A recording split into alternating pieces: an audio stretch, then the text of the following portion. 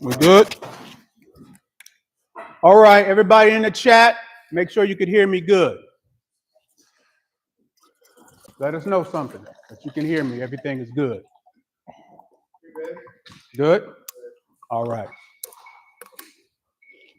Welcome back. Welcome back. Some people just still coming in getting adjusted.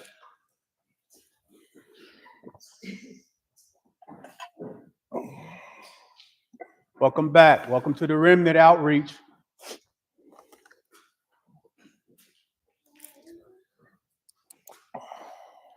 The name of the class is called Dumb. You big dummy?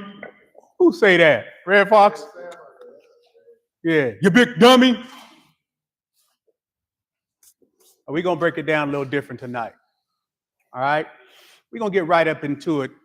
I don't want to take too much time because I want to break certain things down. So I'm going to get right up into our history book.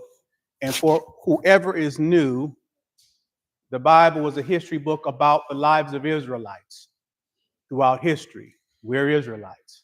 Some of you don't know that. You think that you're Christian. You think that you're an African American. You think that you are what this country and this society has named you. And when you have accepted what they have named you, it's hard for you to be any bigger than the people that have named you. Right? It's like names have some significance within the culture. A lot of times when a child was named, his name meant something. This is why I harp on the fact that you can't take the identity of your oppressors. Your oppressors named you less than human first, then black. They named you African American. They keep giving you these names, and I'm telling you, you need to reject all them names. You are an Israelite. You are the true descendants of Abraham.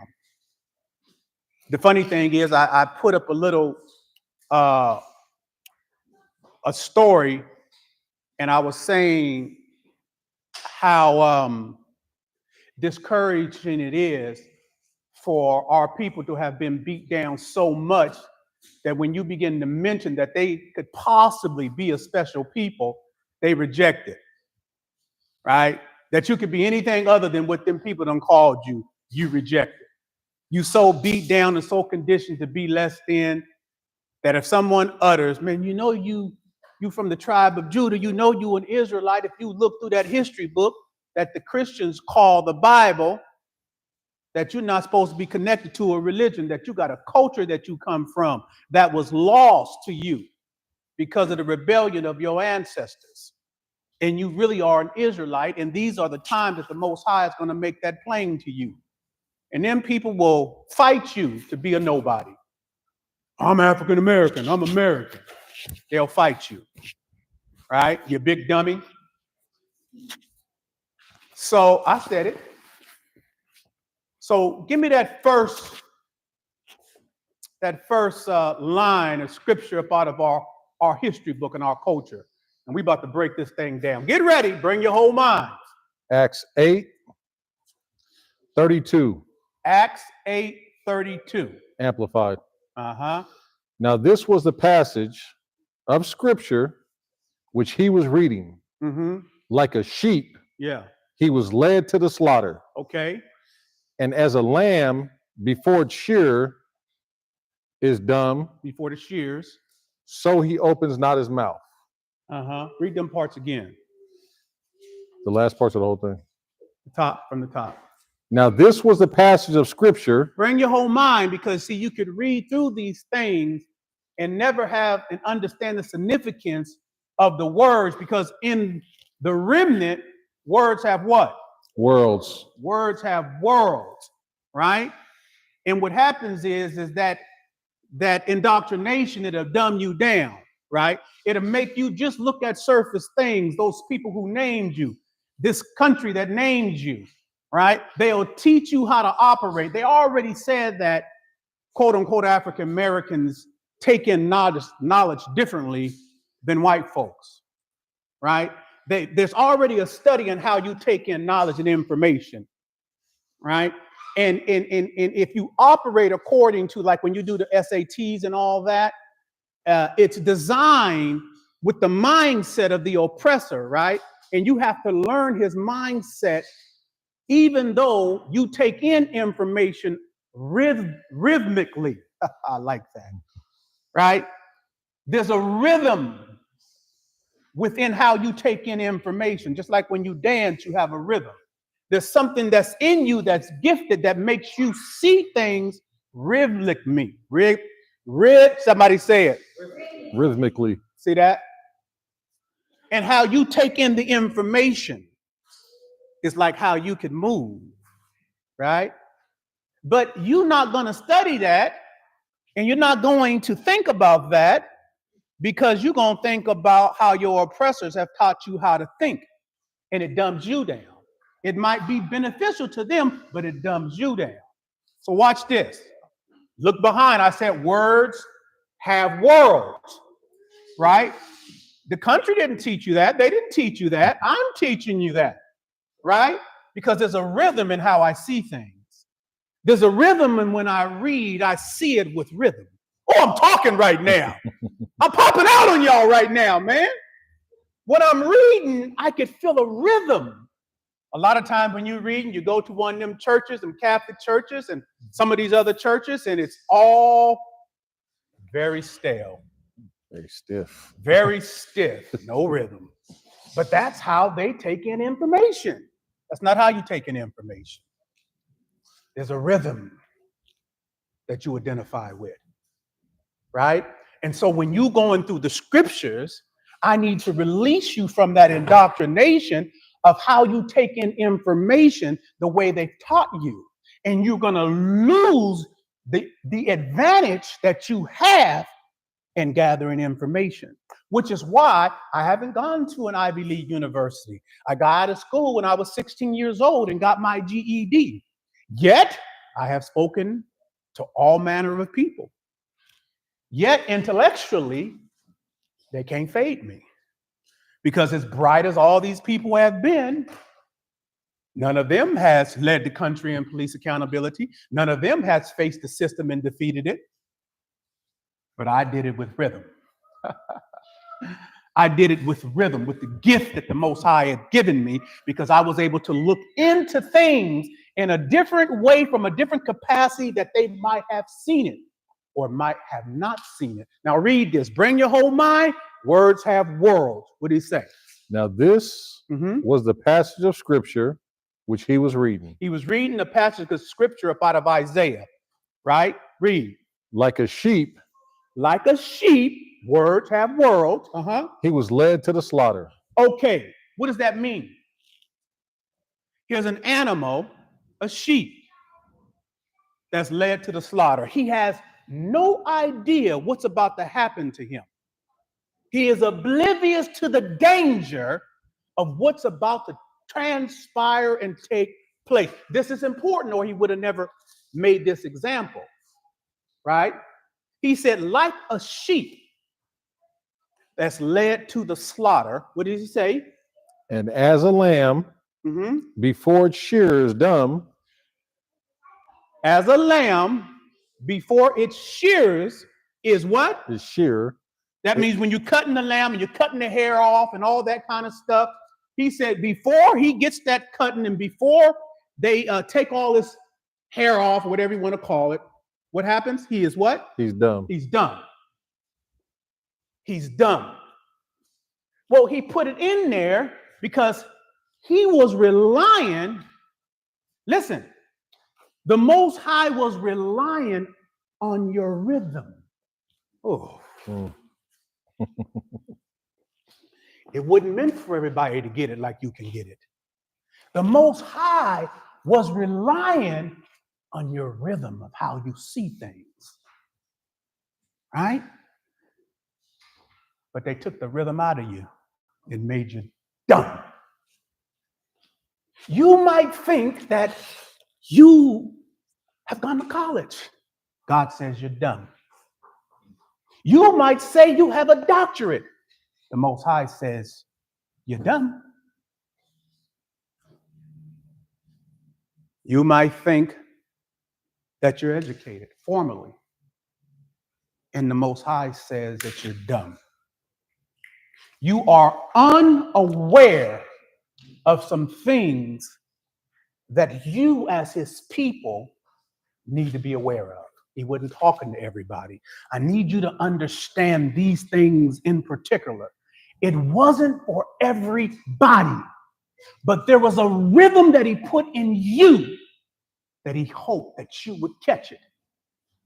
And there's some things in there that he's saying, if you don't catch it, what happens to you? So now in the country, listen, it has been said that in 1619, the first slave ships came to America. Some has claimed even before then, but we'll talk about what the history have said, that 20 enslaved people were brought here. And I've said this before. Those 20 enslaved had the mind, their original mind, of who they believed that they were. They had their original mind of what they felt about their children, how they felt they would raise their children. They had their original mind about how they thought about their women and how they thought about God. And all of whatever was original made them resist what the country and what white folks have said that they were.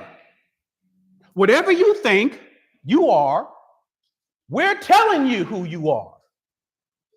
We're telling you who you are and what to think.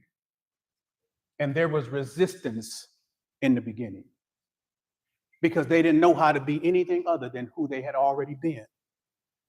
But then I have said, what do you think happened over the next 20 years when we were born in the condition of who they said we were?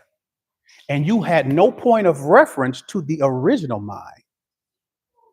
So now, for the first 20 years, and then now the next 50 years, there is no connection to who you were, how you thought, what you thought about your women, what you thought about culture, what you thought about anything that was all taken away from you because you were told who you were and you were told what to think.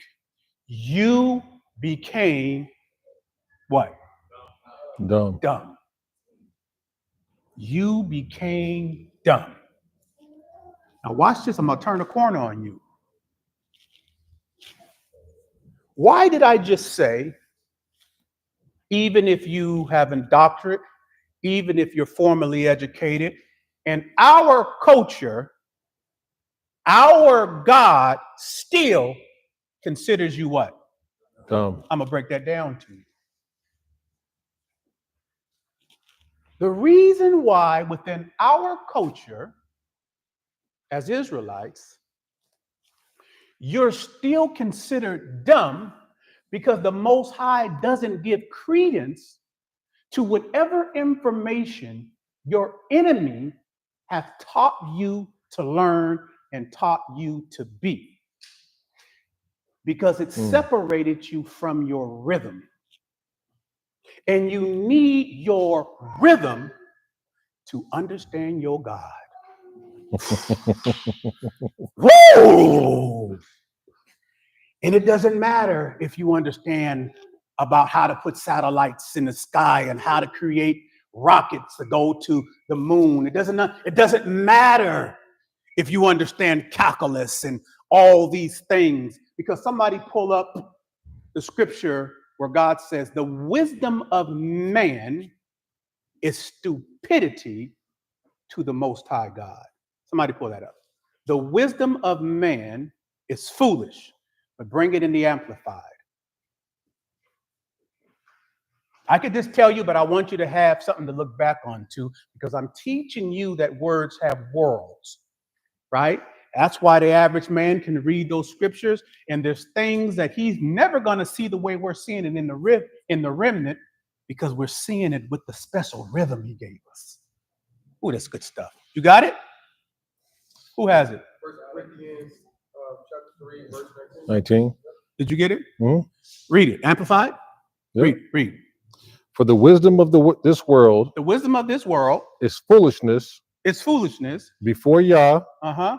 for it is written, Mm-hmm. he catches the wise. Okay, hold on. That's not the Amplified. Yes, it is. Okay, go to the AMP. Just, and then put AMP in there instead of the AMPC. Let's- Put the AMPC because Okay. there's a specific thing that I like in the AMPC. The Amplified Classic Edition. We go back and forth from the Amplified to the Amplified Classic Edition. You got it? For this world's wisdom is foolishness, Mm-hmm. absurdity. That's 19.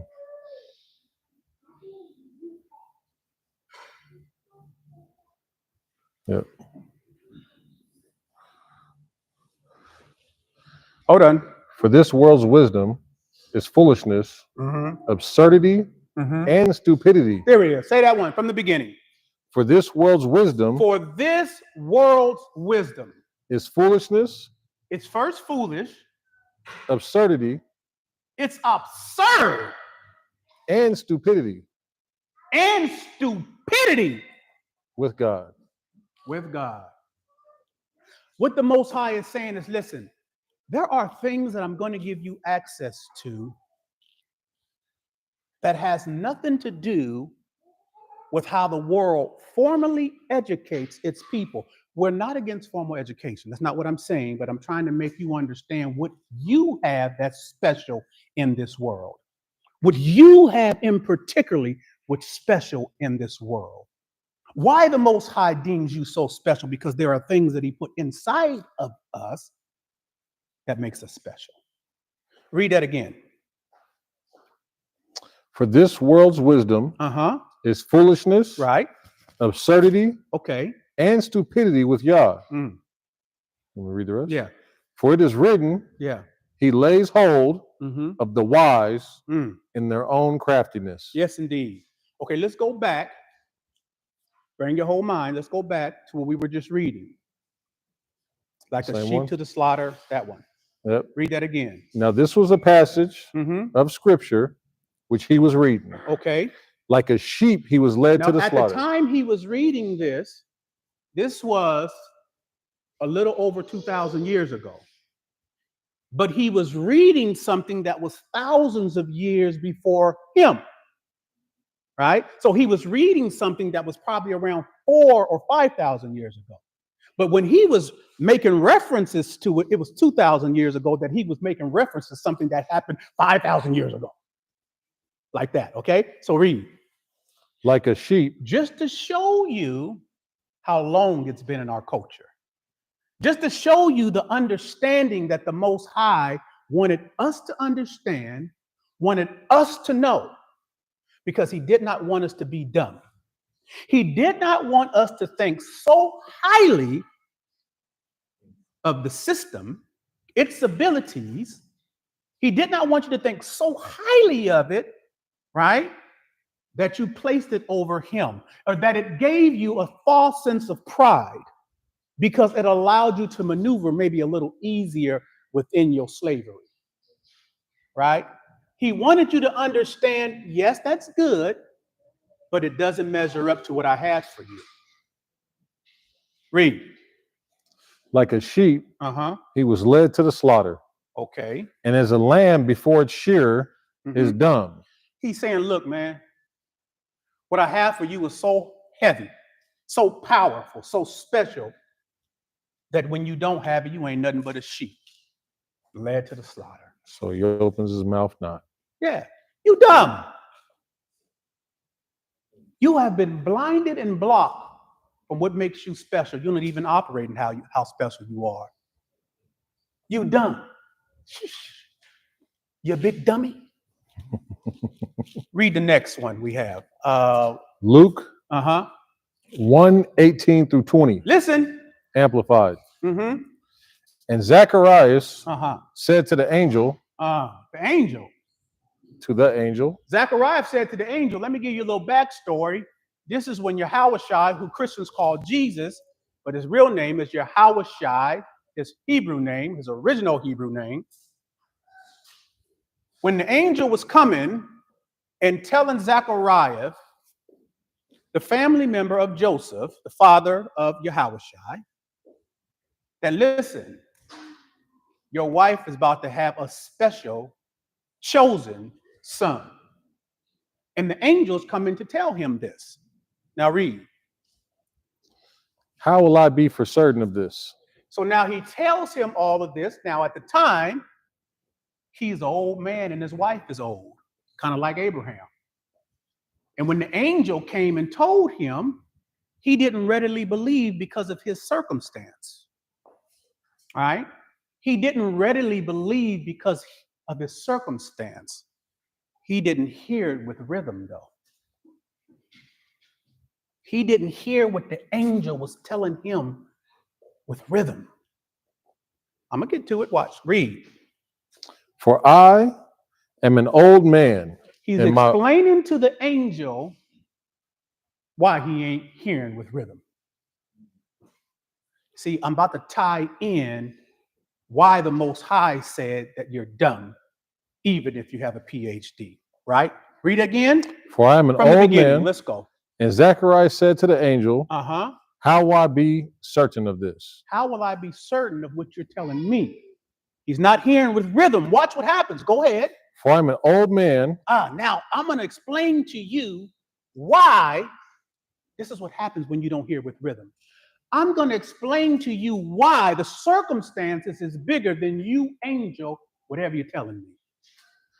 I'm going to tell you why my human condition trumps what you're telling me, angel. That's what happens when you don't hear with the rhythm. Your circumstances become your God. You limit your God. That's what it does when you don't hear with rhythm. Read. And my wife is advanced in age. I'm old and my wife is also old. Read.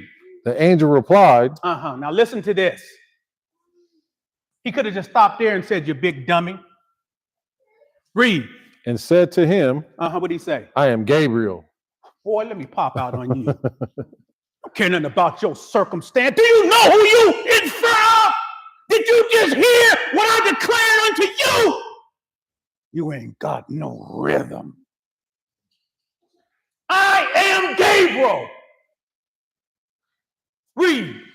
I stand and minister in the very presence of Yah. Hold on now. You're talking to somebody that's at one of them stale churches. And he's trying to make them understand. Do you have any inclination? You're not hearing right. I minister and stand before the God of all existence. Read. Listen. I am Gabriel. I stand and minister in the very presence of God. All right. And I have been sent by him. Whoo! That's so big right there. It's so big. I have been sent by God that created the whole universe to you. You see what happens when you don't hear with rhythm? When you only hear with who they taught you to be? When you only see with your little African American self? All African Americans do is try to do what white folks have done. That's their dream. If I could just go live where white people live. I want to be successful like white people. I want to do it like white people. I want to be approved by white people. Because you don't know who you are. Read. Watch. He said, and I have been sent by him. I've been sent by God. To speak to you. And to bring you this good news. Man. Boy, can you feel the rhythm in that and how he popping it back to him? The angel, you could feel the rhythm in Gabriel. The way he popped out. Hold on, man. You must don't know who I am around here. Let me reintroduce myself to you. And let me give you the qualifications of who I am and what I do before God himself. And he sent me to you to give you this good news. Read. Watch this now. Listen carefully. Okay, wait a minute. Since I understand the type of time that you're on, you big dummy, listen carefully because you don't get away. Go ahead, read. You will be continually silent and unable to speak until the day when these things take place, because you did not believe what I told you, but my words will be fulfilled at their proper time. You gonna be dumb. Since you dumb, I'm gonna keep you being dumb. Since you dumb, you're gonna stay being dumb. Because I'm not doing it just for you. I'm not doing this just for you, but for all those millions of your people that will come after you to witness what's going on right now, to make them understand no matter what the bondage is that they're in, when God sends me to you, it doesn't matter what the circumstances is. It matters that you hear what I'm saying you with the rhythm inside of you, the faith that's inside of you. That's what matters. Because if you don't, when I come, I'm going to let you stay dumb. That's why remnant, the Most High said only 1/3 will make it and 2/3 won't. He would allow them to stay dumb. Let's go to the next chapter. Isaiah 56:10. Listen. Amplified. Israel's watchmen are blind. Wait a minute. Let me tell you the condition of you so-called African Americans in particular. Let's work with y'all. Let me tell you your condition in this place that have made you, identified you, gave you the mind, gave you your perception, gave you everything valuable to them. They made you love what they love, hate what they hate. They made you like them.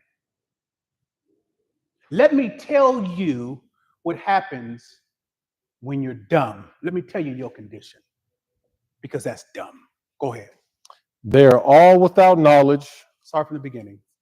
Israel's watchmen are blind. You Israelites are blind. You blind. Read. They are all without knowledge. Dumb. Just dumb. If you look at these churches, let me show you how dumb these churches are. I said it. They spend 90% of their time trying to convince you that God is with you. I hear somebody saying, what's wrong with that? Maybe if you're first coming into the fold, if you don't have a point of reference and you're starting out trying to understand about, and I'm just talking about their religion, a religion, maybe in the first year or so, that might be something that might be applied. But after 10 years, and the pastor still telling you, you know, God is with you, don't you? That's dumb. That's dumb.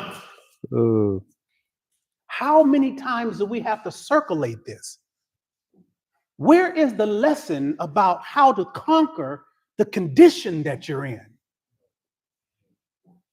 and not pacify the condition that I'm in? Because you know God is with you, right? Listen, it's not good enough for me. If he's with me, let me move forward like I believe it. If he's with me, there's supposed to be a demonstration in my life. You big dummy. You satisfied sitting in the church without any movement? Because these Israelites are dumb. Read. They are all dumb dogs. They cannot bark, dreaming, lying down, they love to slumber. Listen, man. I've talked to you guys many times about being docile. Well, that's what your oppressor, that's what he's supposed to do. He's supposed to break you down and make you agreeable, make you docile, where there's no fighting you. What kind of dogs are they? Dumb dogs. Dumb dogs. What else? They cannot bark. Come on, man. They're without knowledge. Let's stop with the they can't bark. They love to slumber. Let's start with the they can't bark. They lying down. Wait a minute. They can't bark. Somebody pull up the scripture. Just pull up, cry now, spare not. It's in the Old Testament, I believe, and in Isaiah. Just pull that up in Google. Cry now, spare not. Got that, D? Watch this. Because, you know, them dummies, they can't bark. Huh? Cry aloud. You got it? Yeah, Isaiah 58. Read it. Cry aloud. Cry loud, Spare not. spare not. Lift up your voice Lift up your voice like a what? like a trumpet. What is JB doing all the time? Do it look like I can't bark? Cry loud, spare not, lift up your voice like a trumpet. Trumpet. That's right. There's rhythm in me. It says, and declare And declare, to my people their transgressions, tell them, Dre. and to the house of Jacob their sins. Yeah. I've heard some people online say, why you keep lying? Why you keep yelling, Dre? I'm commissioned to do so. I'm commissioned to lift up my voice like a trumpet. I'm commissioned to do so. And if it makes you feel uncomfortable, good, dummy. Good. I want you to read the last chapter again. I mean, that one from the beginning. Isaiah. The last one we did from the beginning. Cry aloud. The one before then. Isaiah 56:10. Mm-hmm. Israel's watchmen are blind. Mm-hmm. They are all without knowledge. Okay, hold on, man. We're living in a time right now with a bunch of dummies. If I was to say that, and I've said it, let me tell you what the dummies are going to say. That's hate speech. Or get mad at my God. Read it again, D. Israel's watchmen are blind. You're blind. They are all without knowledge. You don't have no knowledge.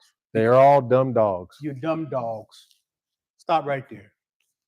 This is the condition that you people that have sat there and lied down like a dog who can't bark and have accepted the condition, and you have been docile because that is their job to make you. They've done a beautiful job doing it.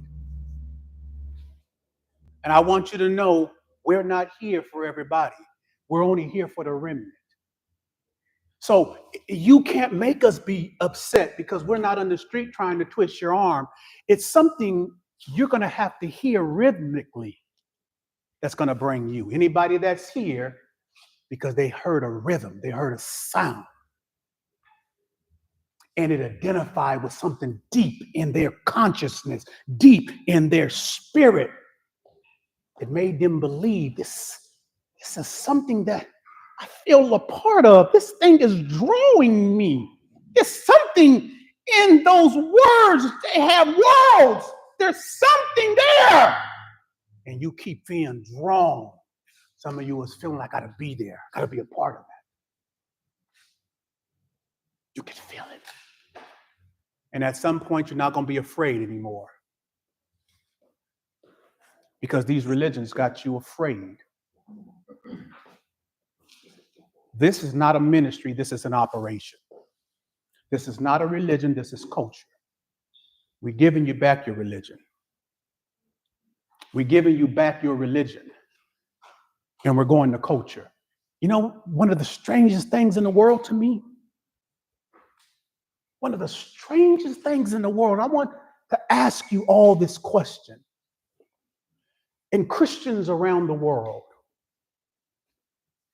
that have built this billion people religion on who you say Jesus, whose name is Yahweh, what baffles me, how in the world do you build a religion off of Jesus, Christianity, when Jesus wasn't even a Christian? Wasn't The even heck is his name. when Jesus wasn't even a Christian? Do you guys know that Jesus wasn't a Christian? What was he? He was an Israelite. That's why we're going back to culture. You could have your religion that you created. All of this that you guys have built around the world was built on somebody who wasn't even what you built. What the heck what kind of deception is that? You guys keep talking about Jesus coming back. He ain't coming back to you. He ain't coming back to you. Y'all gonna be like, Jesus coming back. He going, I don't even know them people. Who was they? They Christians, don't you know? No, I'm an Israelite. What do you mean? You done made an Israelite culture into a religion to pacify you.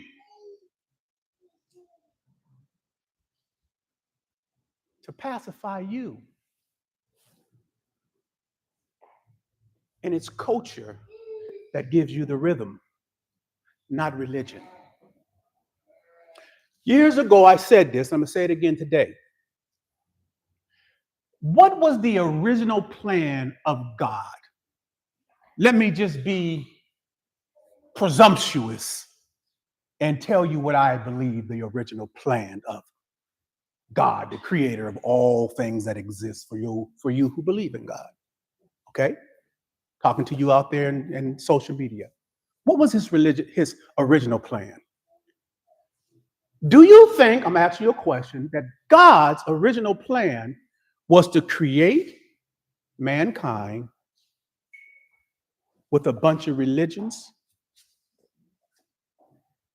Do you think that was God's main plan, to create mankind with a bunch of religions? I believe that God's original plan was to create mankind with a bunch of families. With a bunch of families. Because what I realize is that religion have tried to copy family. Because religion is mankind on a descendant scale, not in his most perfect state. Mankind in his most perfect state is man with his family. That's his most perfect state. Be fruitful and multiply was the original order. Man, family, perfect. Man, religion, descending. Because religion tries to duplicate family, which comes from culture. I'm talking, which comes from culture. Religion tries to duplicate it, but falls short. Because you could do something in the religion, they'll kick you out. I have seen serial killers, mamas, say to their boy who done killed all these people, "That's my baby. He ain't did nothing to nobody. He done killed up everybody. That's my baby." That's a love that religion cannot produce. Oh, I'm talking. That's something different. That's something different. That's my baby. Mama, he done killed up 10 people. He ain't did nothing like that. That's my baby. And we'll give her life for him. That's why I speak so heavy against religion. Because religion have done some of the cruelest things in the history of the world. My dad told me one time, the worst wars that are fought are religious wars. Why? Because they don't want to take any captive. They want to kill you because you do not identify with their religion. Look out through history. The worst things that have happened propagated through religion. Free yourself from your captors who have indoctrinated you, who have named you. Free yourself. There is a culture that you've been separated from, and that's why you will never feel satisfied. You could have all the money and all the women in the world, but ain't nothing gonna satisfy you like the sound that you get from that rhythm inside of you, the feeling you get. I was just watching that movie, Sinners, and they were showing the history of that rhythm. They was just showing that rhythm. It was just showing how all throughout time, it was that rhythm that we all came back to. There's something embedded in us, and sometimes other cultures try to come and, they be kind of off. Well, not kind of off, they be off until we teach them. You know what I'm saying? It be that rhythm. It's just like that. They say, how you do it? Just do a little two-step like that. That's all. Just move like that. That's how you do it. And they try to do it. They be, wait. Oh, can I get it? No, you got to feel it. And they be like, I got to learn it. No, you got to feel it. I got to learn it. You got to feel it. You got to learn it. No, you got to feel it. They disconnected you from your greatest source of power that the Most High has put inside of you through your culture. They want you to learn it. You can't learn it, baby. You got to feel it. You got to feel it. Oh, you got to feel it, man. We put some Frankie Beverly on here right now. All of us are being here. Cha-cha. Yeah, you got to feel it, baby. It's in you. That's right.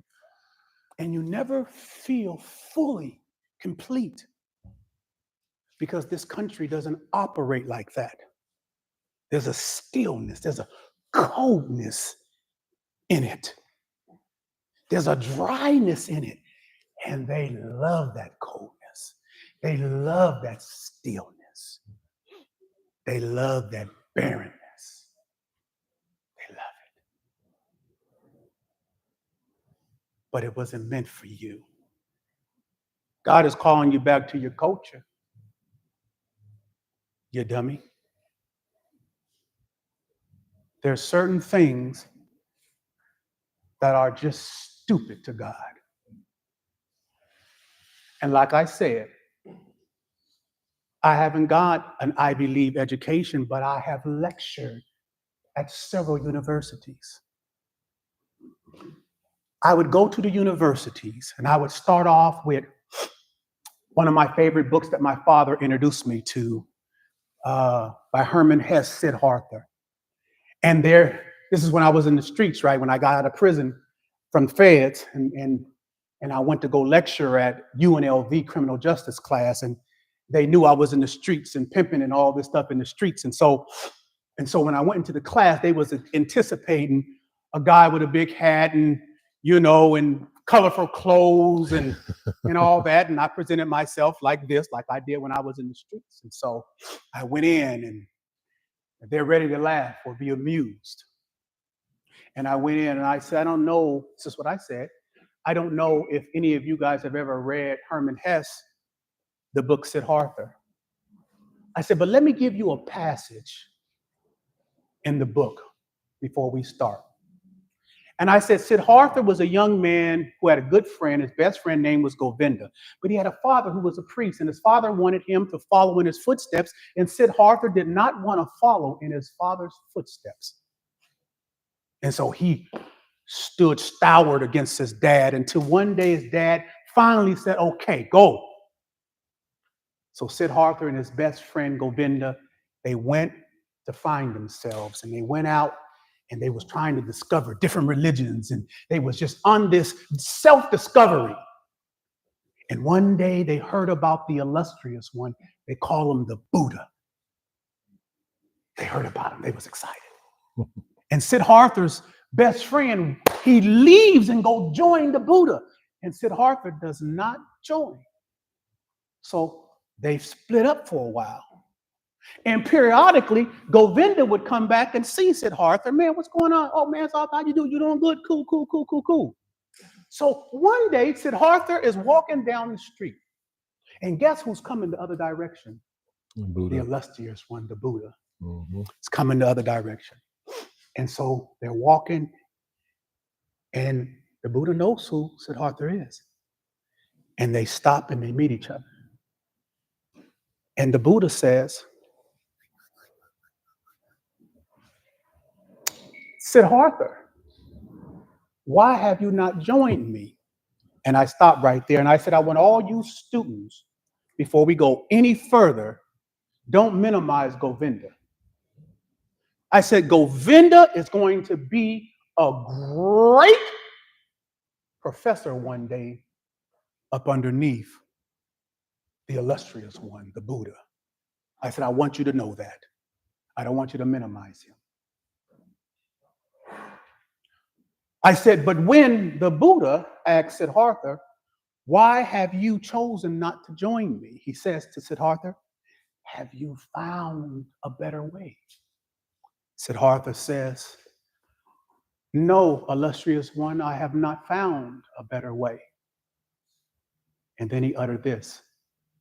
He said, but it is impossible for you to teach me what you have learned in the hour of your enlightenment. So I told the students, Siddhartha was saying, I can't get it until I can get it like you got it.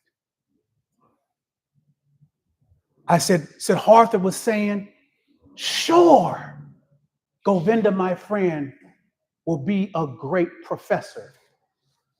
And then I told the students, like myself, the way I grew up, I wasn't privy to the best schools. I didn't have access to Ivy Leagues and the best elementary and then middle school and then junior high and high school. I didn't have that. I was considered the scum. And if I would have accepted what they said about me, that's all I would have ever been. I was knocked off the path of what they said. You need to find information. I said, and when I was knocked off the path, it forced me to find new knowledge. I said, and that new knowledge gave me enlightenment, which is why I'm here before all of you today. Why am I here? I am not here to be a professor like your professor. I am here to be a Buddha. The whole class shut down. They said, we got something different here. Don't be a dummy. You see how I laid this whole class down? It's because I got my rhythm back. They couldn't teach this in their Ivy Leagues. They couldn't hear it. They couldn't hear the rhythm. They couldn't teach it. All praises to the Most High God. That's all I have for you today.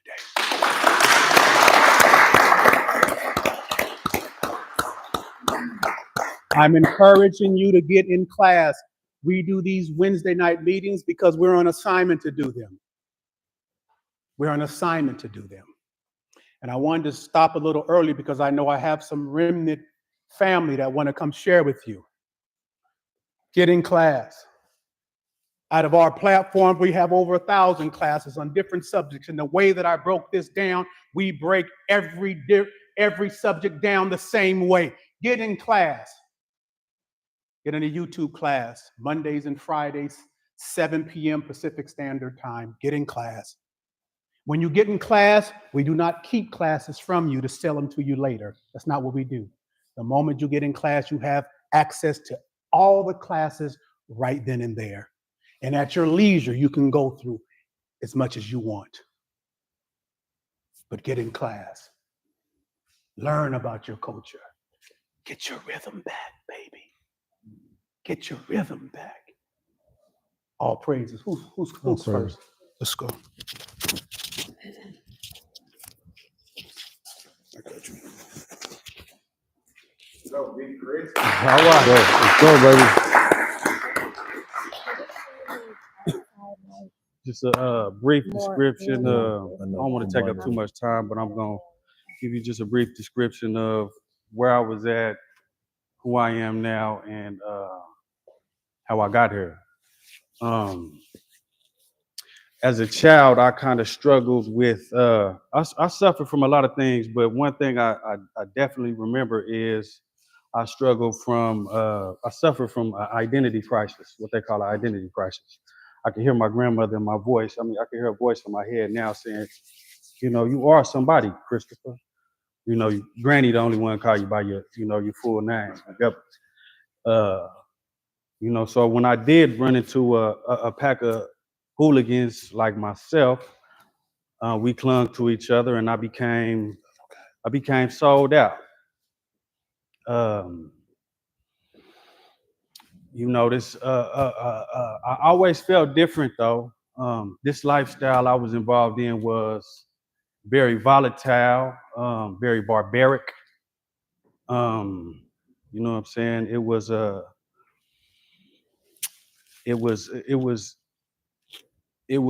encouraging. It wasn't going to discriminate. Trying to get it out right. It did not frown upon the destruction of yourself or the destruction of people who look like me, walk like me, talk like me. It actually encouraged it and celebrated it.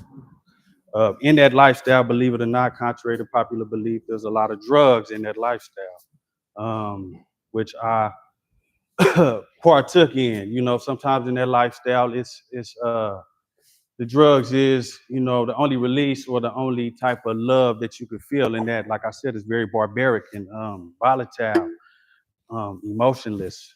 You know, so I fell victim to these drugs a few times. I would go to rehab, get sober, stay sober for like a year.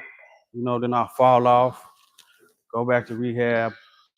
It's just like a never-ending cycle with me. So when I came into the knowledge of the truth of who I really was, it blew my mind.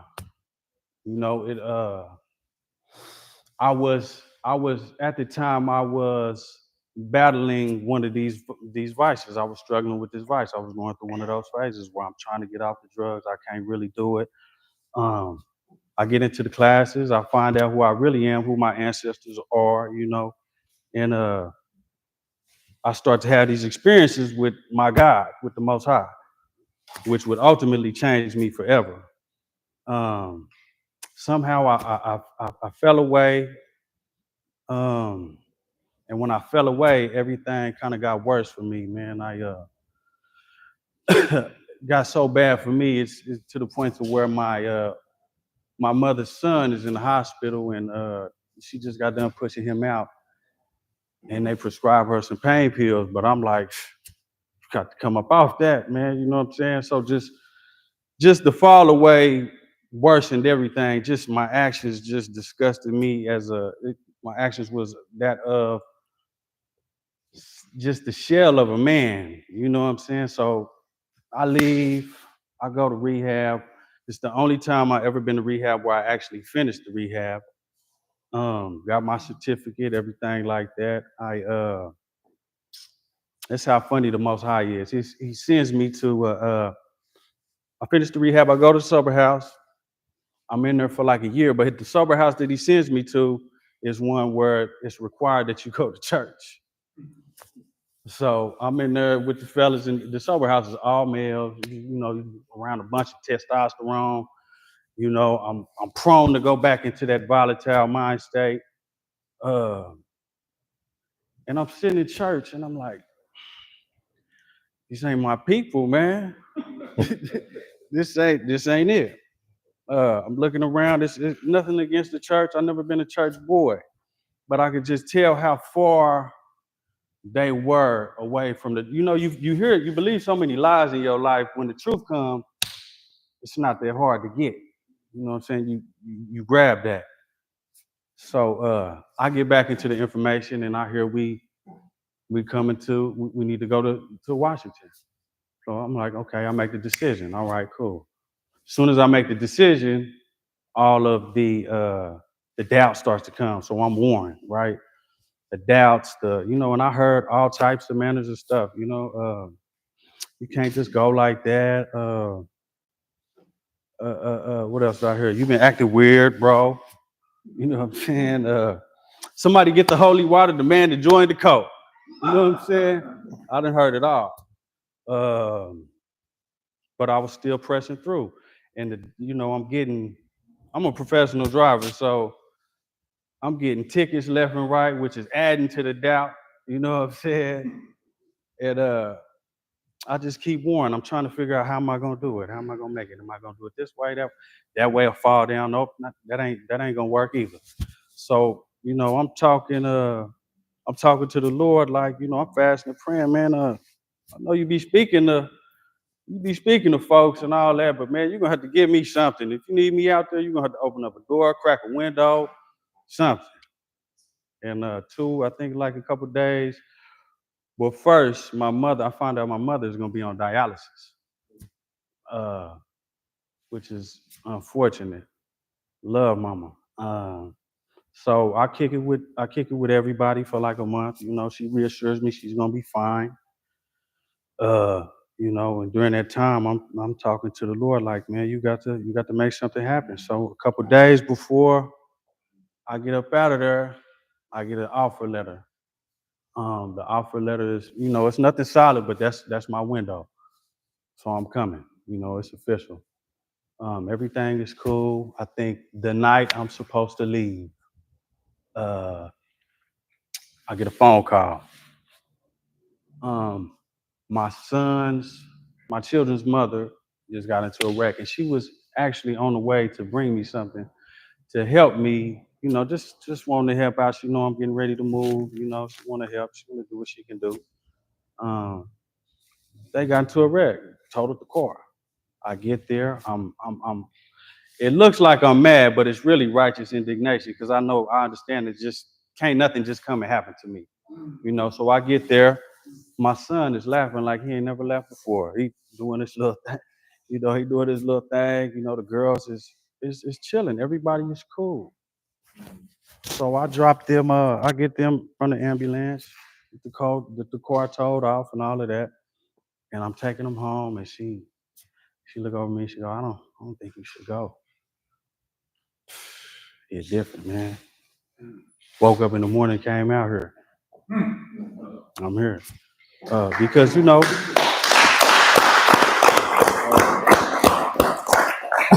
I used to hear it all the time when I was young. You know what I'm saying? Some of my family is church members and all that. I done gave my life to the Lord and all of that. You know what I'm saying? But I could never see it though. How can you? I can't. You got to make that tangible for me. You know what I'm saying? Because I don't see it. How do you do that? What do you do? Get dunked in some water? What is it? You know what I'm saying? So this jump made it tangible for me. Because I could say that I trust the Lord, I trust God, I believe Him and all of that, but until I put my life on the line for real, I wasn't gonna see no results. How else can you do it? And to all three of my kids, Elisha, Everly, and Eliana, I love y'all. I can't wait to be with y'all soon. And Daddy got work to do. Who next? You? Is it you?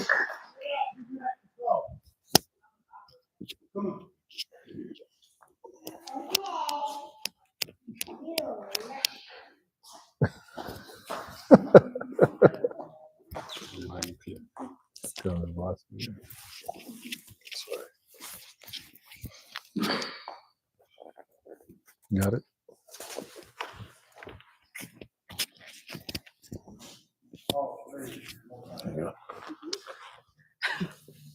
Okay, hey everybody. Let's go. Okay, so I wanted to speak on something that has been on my mind since before I came out here. And if you attended the last conference, you will recall when Alazar was speaking about everything he was going through. And I asked him, as close as you are to Dre and Dove, how have you not gotten the answers for what you had going through, since you have a point of reference?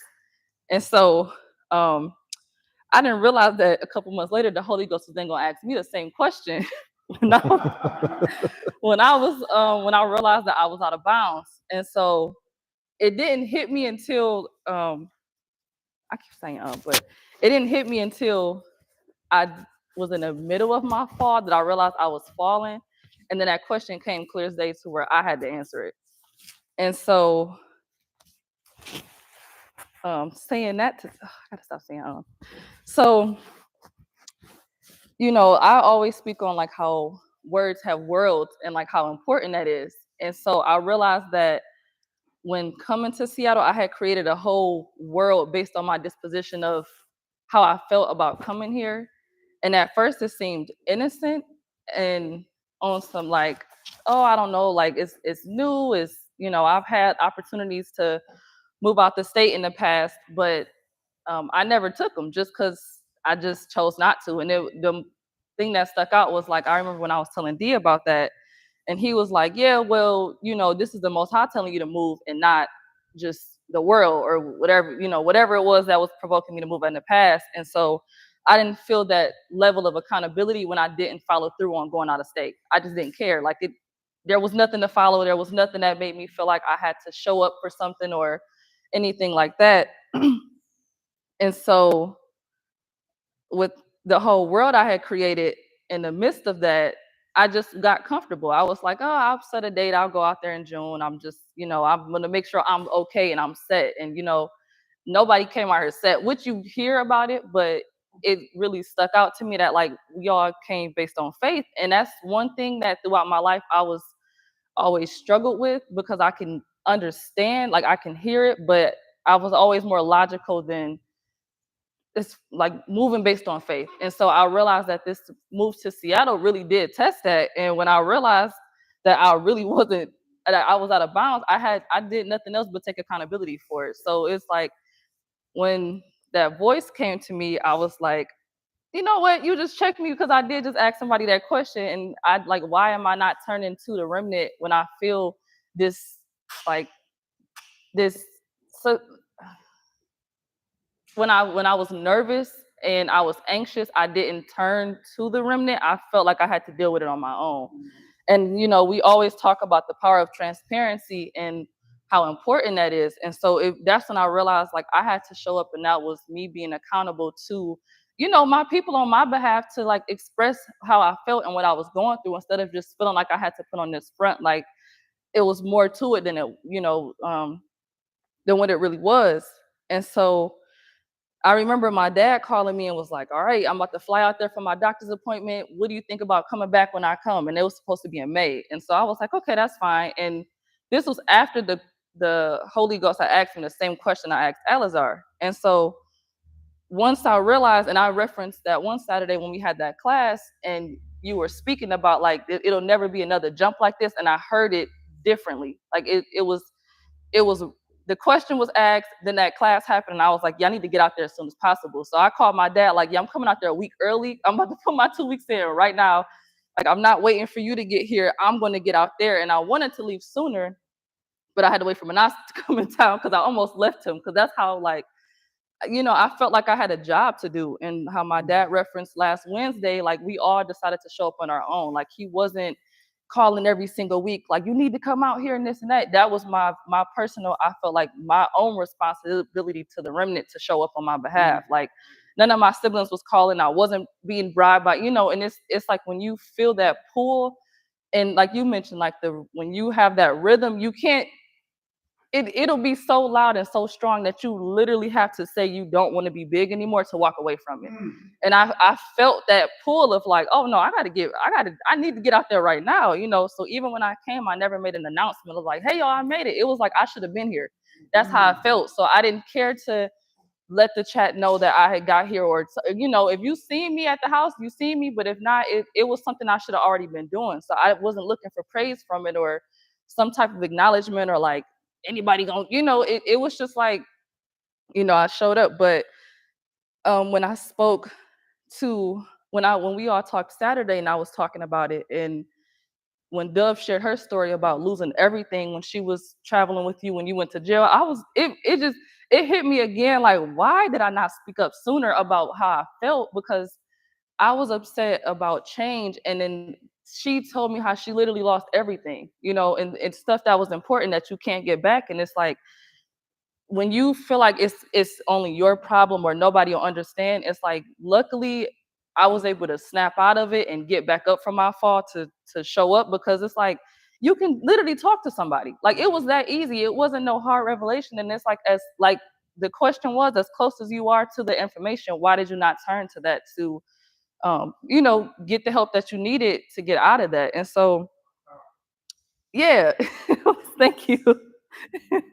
So, you know, it's just, and even here, like I feel, and I remember like when I look at myself then compared to now, it's so small. Like, according to the world, I had no business moving to another state because it didn't look good. You know I didn't have that look. Like, I no money saved up, no nothing. It's like I didn't go through. It was a little. The transition wasn't. See, I ain't trying to put myself in the hole, so I got to figure out. But it wasn't what the first jumpers experienced, but I'm compared to the time that I took from waiting, I also did not get, it's no big difference. Like, I should have just, you know, and then looking back on what I left in Detroit, it's not like I had to gather a lot to come here. It was, you just have to move. And so that was my biggest thing, was just always being comfortable and like, well, let me map it out first. Let me plan it. I'm going to, you know, and it's just like, you got to move. And so in that moment, you know, when everybody makes jokes about like, oh, the first jumpers and the people will shake, like Elijah said, like the bones was rattling. I don't even get mad because I had no reason on why. Like, you know, I didn't have no excuse. I didn't have no reason. And so it's like, yeah, if you stay home because you really had stuff you had to do, it's like, okay. But if you know, it's like trying to find that excuse and it's really nothing important. Like, oh, I gotta finish this up. I gotta tie that up. It's like, it's nothing important. You know, to me, it's nothing more important than when the Most High speaks. And so it's like, you know, I didn't get here and look back at everybody else like, now what's your excuse? But I know I felt that pull and how heavy it was. And I knew my accountability to the remnant was something that the Holy Ghost asked me, instead of just trying to like, you know, wait it out and stuff like that. And even when I came out here, I told my dad, like, I straight up have enough of gas. I'm not, I scheduled an appointment to get my car looked at to make sure it can drive on the road. Bills came out, only had enough for, like, literally only had enough for gas. So my car was making noises halfway here, and I was like, well, the Most High told me, hey, I gotta get there. You know, I'm not gonna tell you what you gotta do, Most High, because you already know. But you hear this car, and you had enough faith to move me to leave a week early when, you know, I couldn't get it looked at. And so, yeah, you know, I just, you know, love everybody. And then like, I don't even know where that just came from, but I feel like, you know, that's just since I've been out here. Hey, we love you too. Yeah. But I think, oh my God. First of all, Yazian started the clap off, and I love that we are getting a lot closer. So that just made my heart melt. But you know, I just want to say that like being here, there's a joy that I feel.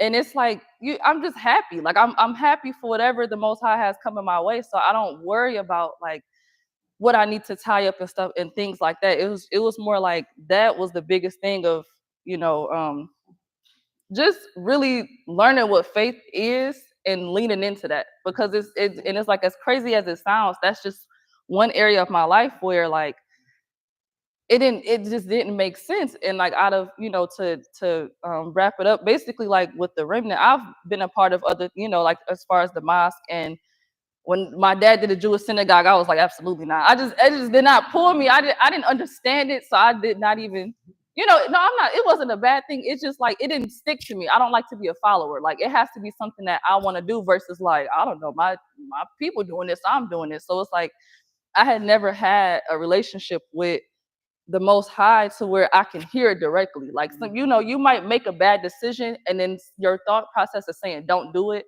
but the Holy Ghost came to me because I was out of bounds and I'm just sitting on my bed. I'm not contemplating anything. I'm just in my room. And it was like, that's when I realized like, oh, this is different. I had been knew it, but as far as like me being in control, that's when it hit me that I was out of bounds. Because out of bounds doesn't mean that you're being bad or something blatant or you're falling back to vices. It could be your disposition on something. Speaking, y'all know this, but to the world. And it was like I was carrying that on me to the point where they was like, all right, you ain't moved yet. What you gonna do? And so yeah, that's just the power of the information. That's just the power of the information. So, you could clap now. Okay. I guess that's it. That's right. All right, That's Corey. Let's go.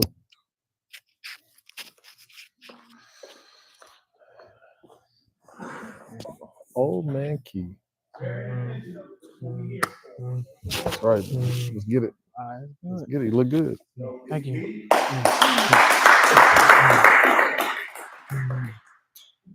I want to speak on a vice that I was dealing with coming into the information that I've now conquered.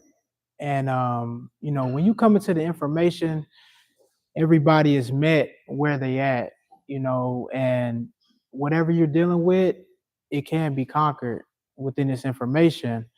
So when I came into it, I was playing in the casino. I used to play Baccarat. That was a game back down in Miami. Used to go to the Seminole Hard Rock in Hollywood. And once I caught wind of this game, and it seemed simple to play. And over time, I found myself going to this casino every week. It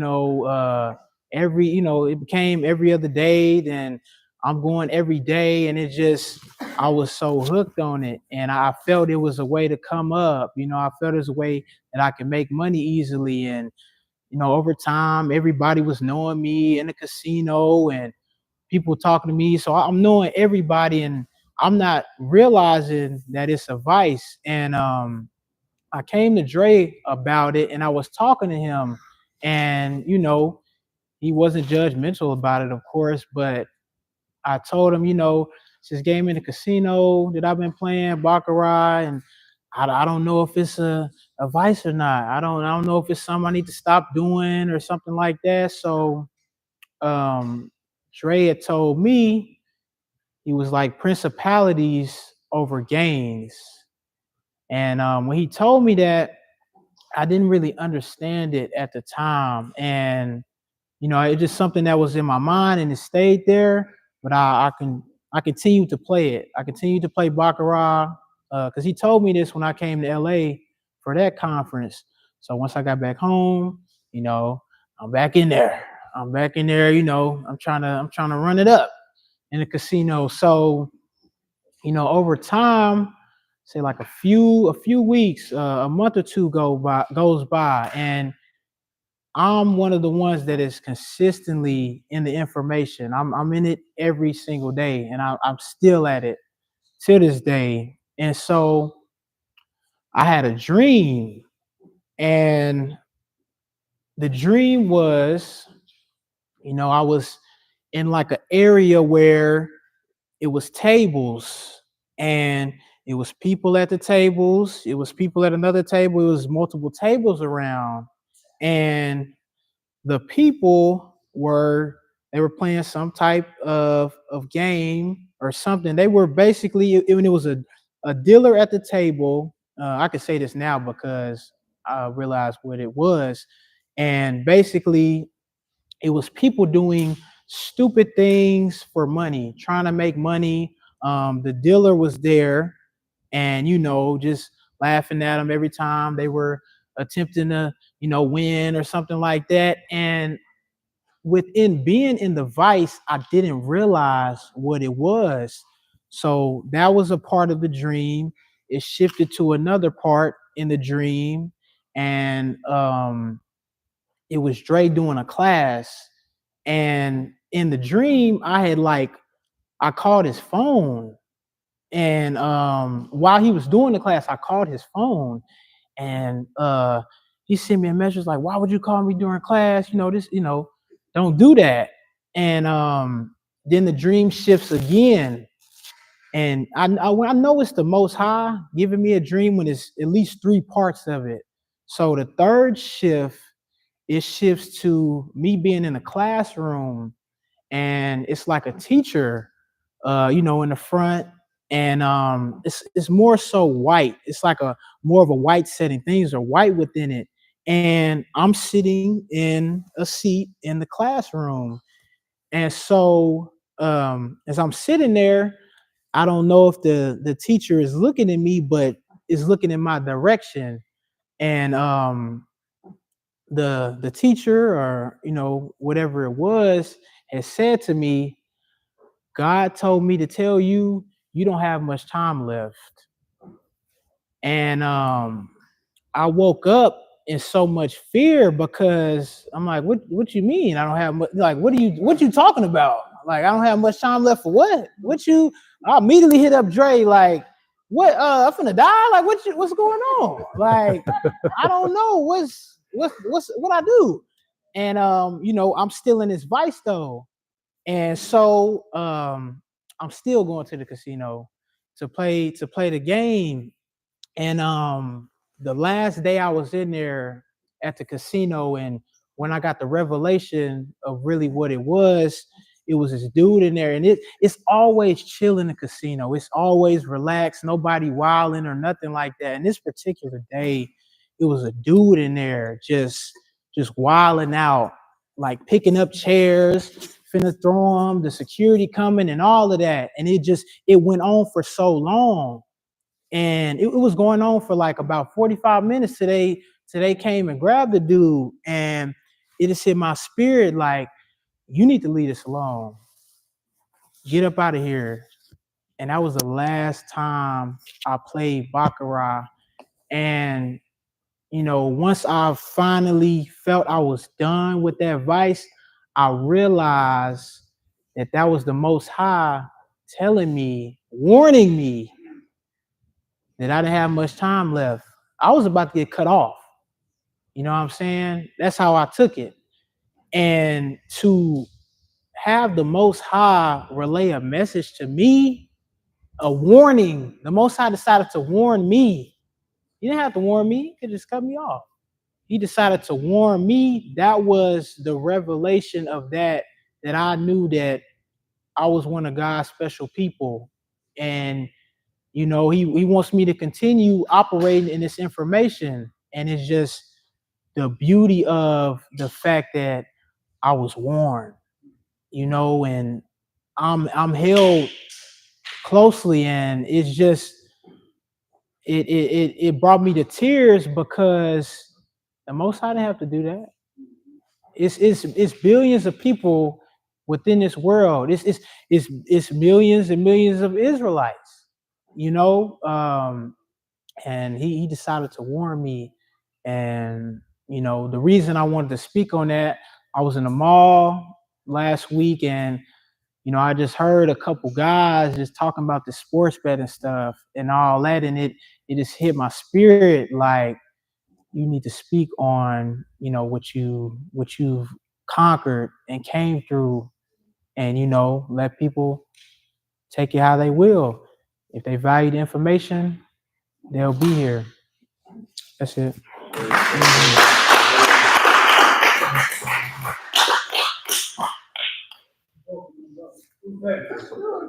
Mhm. That's right, man. Y'all going there?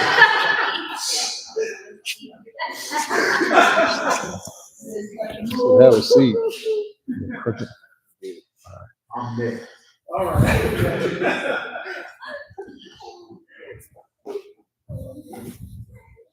What's up, everybody?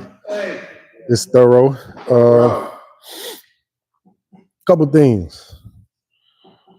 Y'all know me. I like to watch old classes. And I remember Dre saying in one of the classes about, he says it's a lot. He believes his life is supposed to be perfect. And it is inconsequential whether it is or not. But it's not that his life is supposed to be perfect. He is impenetrable and unfaded. And submission and obedience is undefeated, right? So I've been reading the book of Acts, real powerful stuff.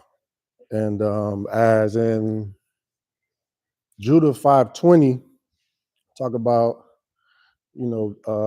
certain individuals with power trying to come against God's people and, take advantage of them. And there was warnings by one of the high priests or whatever. I don't remember his name.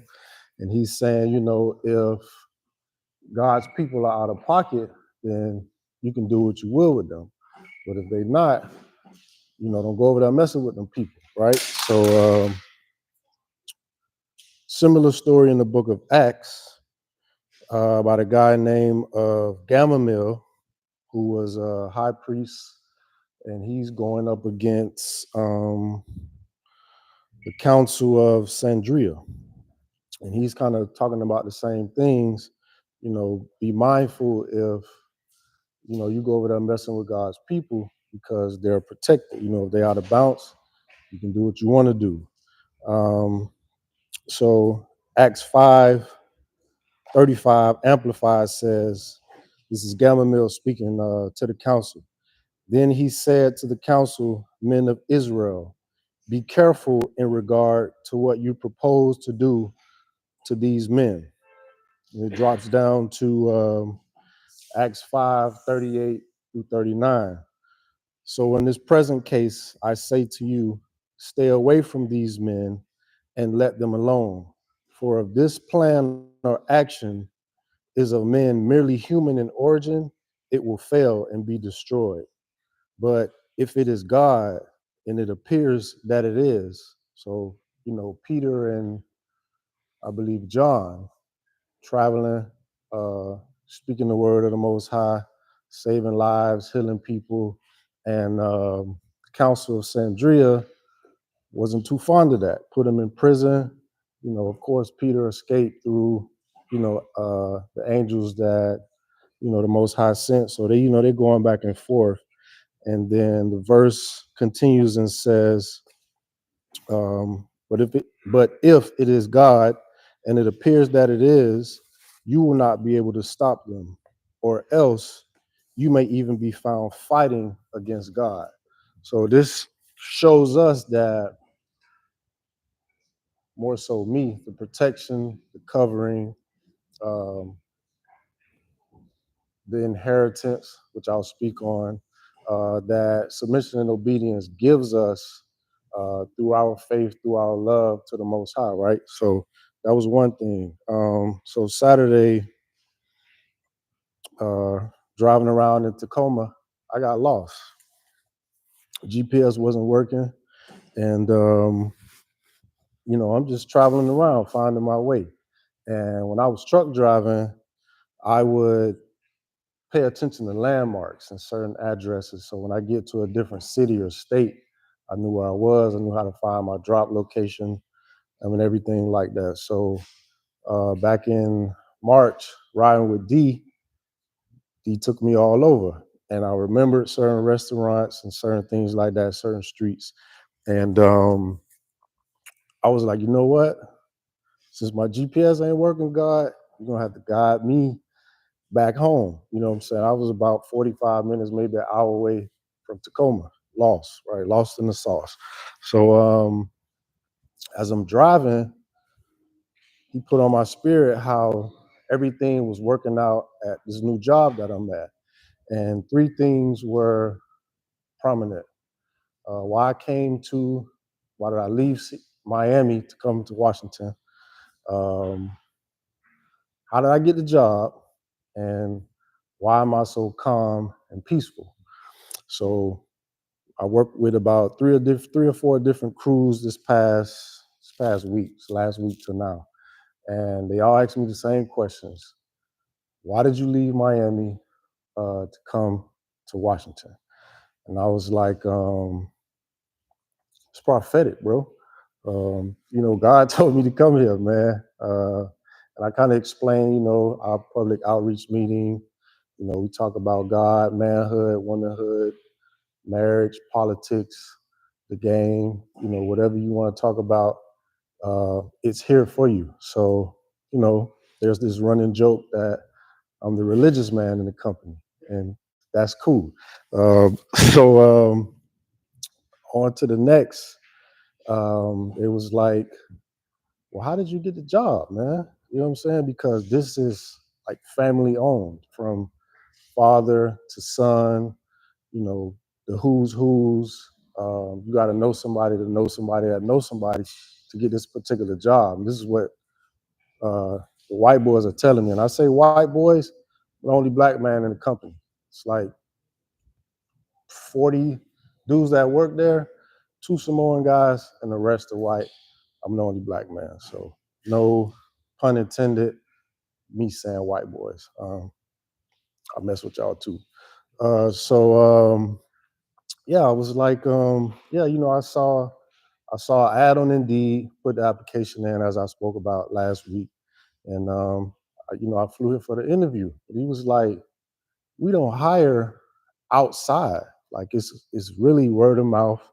I know somebody who need a job, or, my husband's son, nephew, sister, cousin, it's just family oriented. And it was like, well, who you know?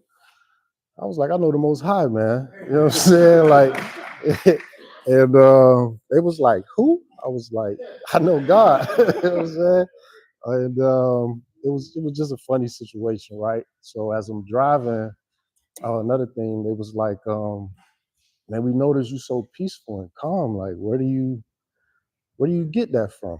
I was like, well, the man you talking to right now is the man he once was. I kind of always been calm and cool, collected, but they felt my presence. And what I wanted to tell them is, you're in the presence of the Holy Spirit, but I didn't want to give them that much. So I just was like, I just operate in excellence, man. So this is me on a daily basis. Mind you, these are kids, 26 and under. Most of them 22, 23, making big money, all kind of stuff, right? So that was that. As I'm driving, the Most High was showing me how, and I believe Dre said this, the transformation of wealth is transferred through inheritance, right?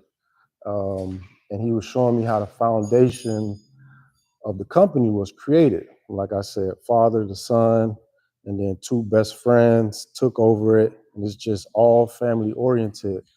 And he was showing me that as I came into the remnant, I gained the inheritance of the information.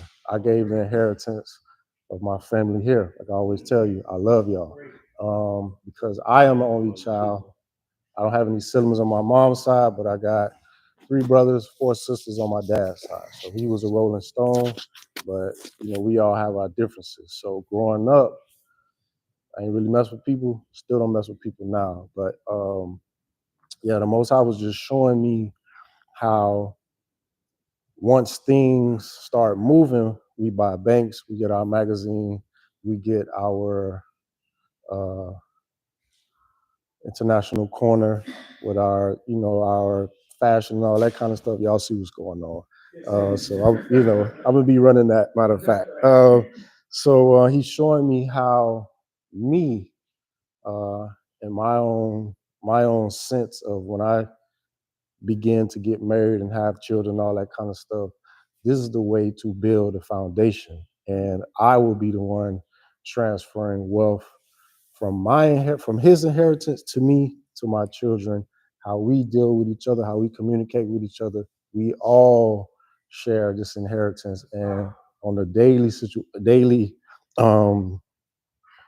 on a everyday basis, this is how we communicate.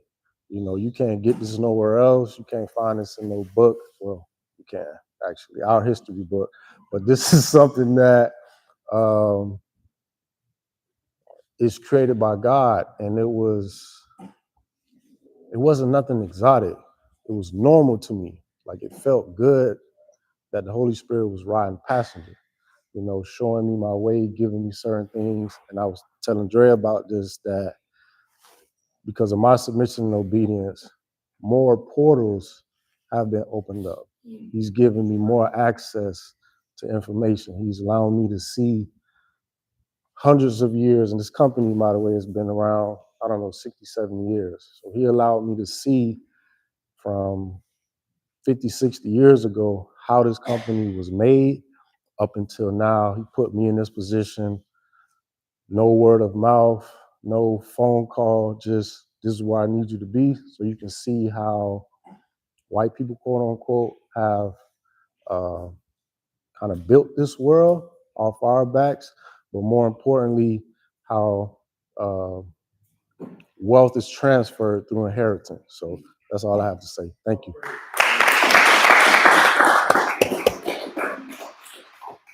That's right, Lobo. That's right, I put my shoe back. Pop out on them.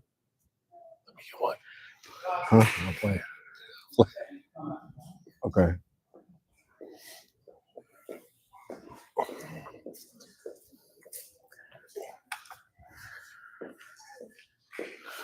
All right. Boy back. We telling receipts today. Uh-oh. All right. Come here, your mom probably watching. Say hi, mommy. All right, go. All right, this receipt right here requires me to tell y'all some more about me compromising, not that recent situation, just with my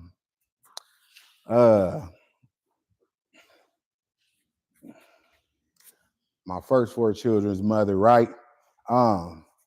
So Most High was breaking this down to me. I was just talking to D about this last night. But Let's go. in that relationship, right? I just did a lot of foul stuff to their mother, right? This is evidence of hope for us as men too, right? And for our women to look at they men and know that if he gets serious about this information, the restorative power it has over that relationship, over that woman, over that man, right? And his original identity, right? And the power he gonna have going forward, right? But so I'm a lot of things happen in that relationship, right? I just did a lot of, we think about it, I ain't been in that relationship over 7 years. And I think back to, and me and they mom was together since we was like 16, 17. And did a lot of wild stuff in that relationship, right? Very disrespectful stuff to that woman, very disrespectful. I just want to try to make you understand why she would hold such a so much anger towards me, right? So much scorn. Thank you, loved one. Scorn towards me, right? That bitterness, right? And did not let that thing go, right? You know, I really want to just say some of the things I did. I think I pulled a gun on her before, right? Messing with her. I wasn't gonna shoot her, but I shot at her, right? Drinking. Like, oh, yeah, I thought it was cute. You know what I'm saying? Shot at her, and then disrespectful stuff. I spit in her face one time, tripping with her. It done got physical between us, right? Lying all the time, being sneaky, you know what I'm saying? Messing with women behind her and all of this stuff, right? This is the depths, the wickedness, these are the unmanly acts I was engaged in before this information, right? And my turtleneck was good. And these are the reasons, these are the things that she holds inside of her. I understand that, right? She got valid reasons to have that disposition she has towards me and has held towards me, right? So for years, once I start getting into information, right? I started with the daily fires, and we separated. We separated. She can't stand Dre to this day. Can't stand Dre to this day. And I'll be like, that's when the help came. What's wrong with you? You know what I'm saying?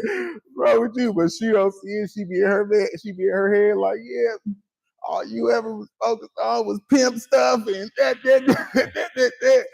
And yeah, we separated, right? So around the same time I started watching the daily fires and stuff. So I'm in them. I was in a relationship with somebody after her. Then that was done. And I was with my son's mother, right? And I'm just staying down. I'm in the information. I'm in it, right? I'm in it. She is, go sit down before you get popped. Yeah, so I'm in it, right? And no matter what's going on, she's warring against me. There's all type of stuff going on in my life, right? She warred against me. Y'all mama warred against me. It's going down, right? But I'm standing in the information, right? I'm in it. I'm staying. I wasn't from the beginning staying respectful, right? And all of that. But as the information transformed me, I'm bowing down, right, to the information. I'm bowing down and I'm doing what I'm being instructed to do, right? And she throwing everything she can at me, right? For a period of time, she stopped being involved with me and my children, right? For years. And it's just me, it's my kids, Yazian's mother, right? So it's us and all of our children, right? And crying and mom, she dipped out. She felt inside of her that I put her through that. I suppose, right?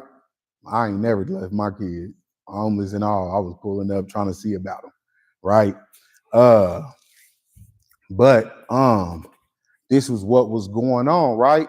So everything she could do to make my life a challenge or create some type of hardship or put some type of weight on me, she was doing it, right? I'm talking about throwing everything you can think of at me. You know what I'm saying? Everything you could think of, she was coming with it. And in the beginning, I probably would say something slick, Mother's Day came around one time, she was like,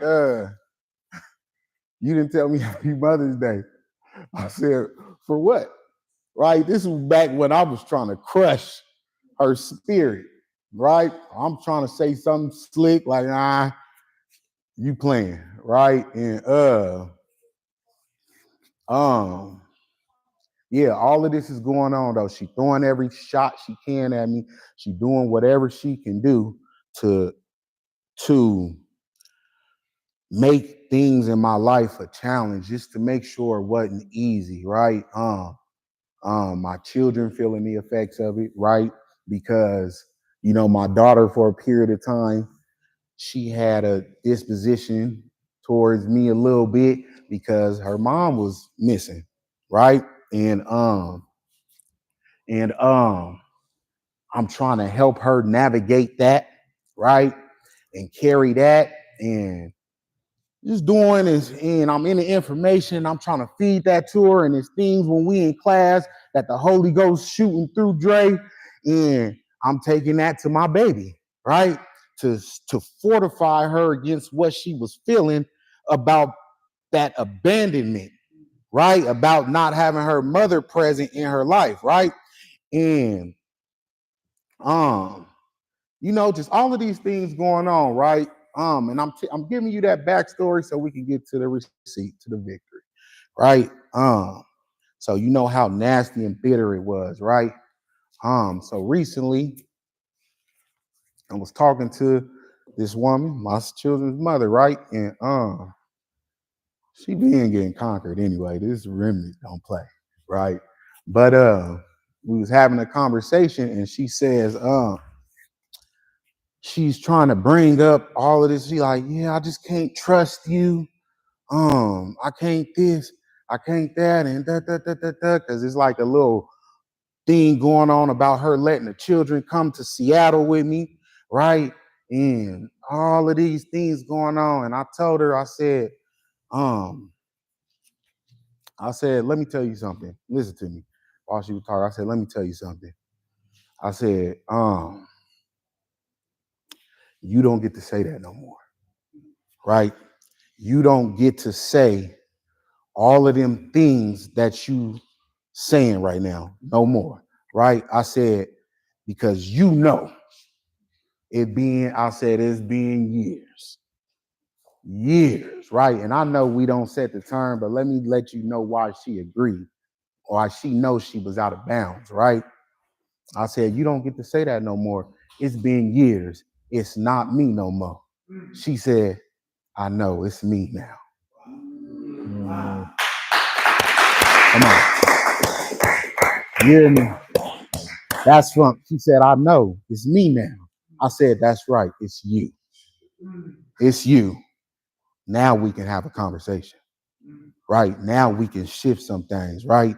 And I'm saying that to demonstrate the power of this information, because who you know, which one of your favorite rappers, which one of your favorite financial literacy coaches, which one of your favorite Christian leaders, which one of your whatever you want to talk about, who got the receipt?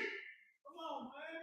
Who got it? Hit that trumpet The on the women way. got this receipt, right? Y'all ain't over there eating like this. We eating. That's what you call breaking a curse, right? She was stuck in that, and the Holy Ghost convicted her right there. Let me hear it out her mouth, like my loved one D pointed out to me. Let me hear it out her mouth. She said, I know it's me now. It's you. That's right. Check yourself. Check yourself. You can't carry that. The enemy could not navigate her around that demonstration no more. You can't get around it. It's too big, it's too strong, it's too in your face. The righteousness is right before you. You can't run no more. I cornered that woman. I cornered that immorality. I cornered I cornered your God. Your God, not the most high God, that God that you was bowed down to, your feelings, your immorality, your anger, your bitterness. Them was your gods. And they got submitted, bowed down. Exactly. To the remnant man. You hear me? All praises to the most high. Hold on real quick. I ain't done. Got to talk about the jump real quick. Just wanted to give y'all that because the most high wanted me to come make sure I said, and we let our loved ones out there in the world know the power of the information and to eliminate them excuses because you feel like it's taking some time to get something done. It didn't happen overnight for Cavassier. You know what I'm saying? I had to stand in that heat, in that war, in that battle.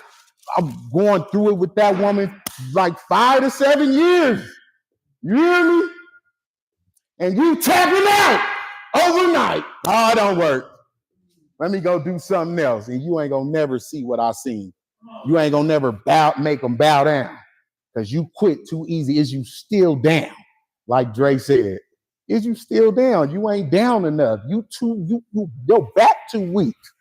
Start crying too quick, you get up out the fight. I can't do it. I'm getting hit. I'm getting hurt. I'm having to eat and endure too much. Right? I just kept going. I never stopped. I just kept pressing. Right? And real quick, another thing the Most High gave me with that situation was he made me look at every situation after that and make a comparison. Right? And I'm not taking away from nobody's experience. Right? But ain't nobody in my life went through with me what they mother went through. Karai and their mother. So I have to look at everything else and go, That's what the Most High pointed out to me. Like, don't let nobody else try and talk about they don't see the man. You had to see him. You knew he was in the house. Miss me, right? No shade. Just telling you what the Most High broke down to me, because Halima, I love you, but I got to tell the truth, right? The other part I want to get into, I hope I got all of that out. If anything come to mind, I'm gonna give it to you. But yeah, man, keep pressing. Don't quit because it don't happen for you overnight, right? This thing comes, and these submissions come through your seriousness, through your endurance, through your commitment, right? This ain't no overnight. Let me try it out for a day or two, and then I'm gonna get the results I want. It don't work like that. You'll never see what the remnant be seeing around here. You'll never get the increases. You'll never feel how the Most High puts you together and breaks down all of them circles in your life through your submission and obedience, right? You'll never get broken and pulled up out of them circles because you run. You running. You scared. You ain't strong enough to bow your back and go against the things, the torrentious winds, like the scriptures say, that's being thrown against you. You get blew off the map, and that's why you won't have it, right? So stay down. That's what I'm trying to say. Then I want to just talk about. Still down? Stay down. You still down? I'm still down, baby. Still down. We still down. Yeah. And when you catch that rhythm right there, you won't be done. Right? That's right. All right. The other part I want to talk about is just the junk, right? Coming out here. Some of the things that I've experienced and just how the Most High has blessed me for making that move, right? First, I want to shout out Naya. Naya has been a beautiful support to me in helping me with Yazian and keeping him, right? Cannot and would not be achieving and being able to do a lot of the things without her support and the whole family, right? Being there and helping and assisting with Yazian, making it to where I can go and handle my business, right? So shout out to everybody. I love y'all. The other part, just with the jump, right? When we first got here, it wasn't cute, right? Wasn't cute when we first jumped out here. I love the loved one who provided the opportunity to work with her company. But that wasn't unfortunately, it just wasn't holding up, right? It wasn't consistent, right? And I wasn't able to really sustain myself. And I came here with my son, Yazian. I wasn't really able to help and take care of myself the way that I want to take care of myself, right? And if not for the remnant and the support of my loved ones pouring into me, right, and helping me and aiding me through that process, and of course the Most High, right, I would never be able to do and be standing still, right? Trying to make sure I navigate this right. Forgive me for I'm all over. Yeah, so The job just wasn't as consistent as it was supposed to be, right? But I just kept pressing, right? Keep moving, kept pressing in, kept I just stayed down. We just kept mashing, all of us, everybody who made that jump, right? We kept mashing, we kept going through it. Whatever it looked like, we went through it, right? We was at food banks to get food. You know what I'm saying? We in line together. We really in the trenches, and that showed me, you know, just a side of everybody who jumped with us.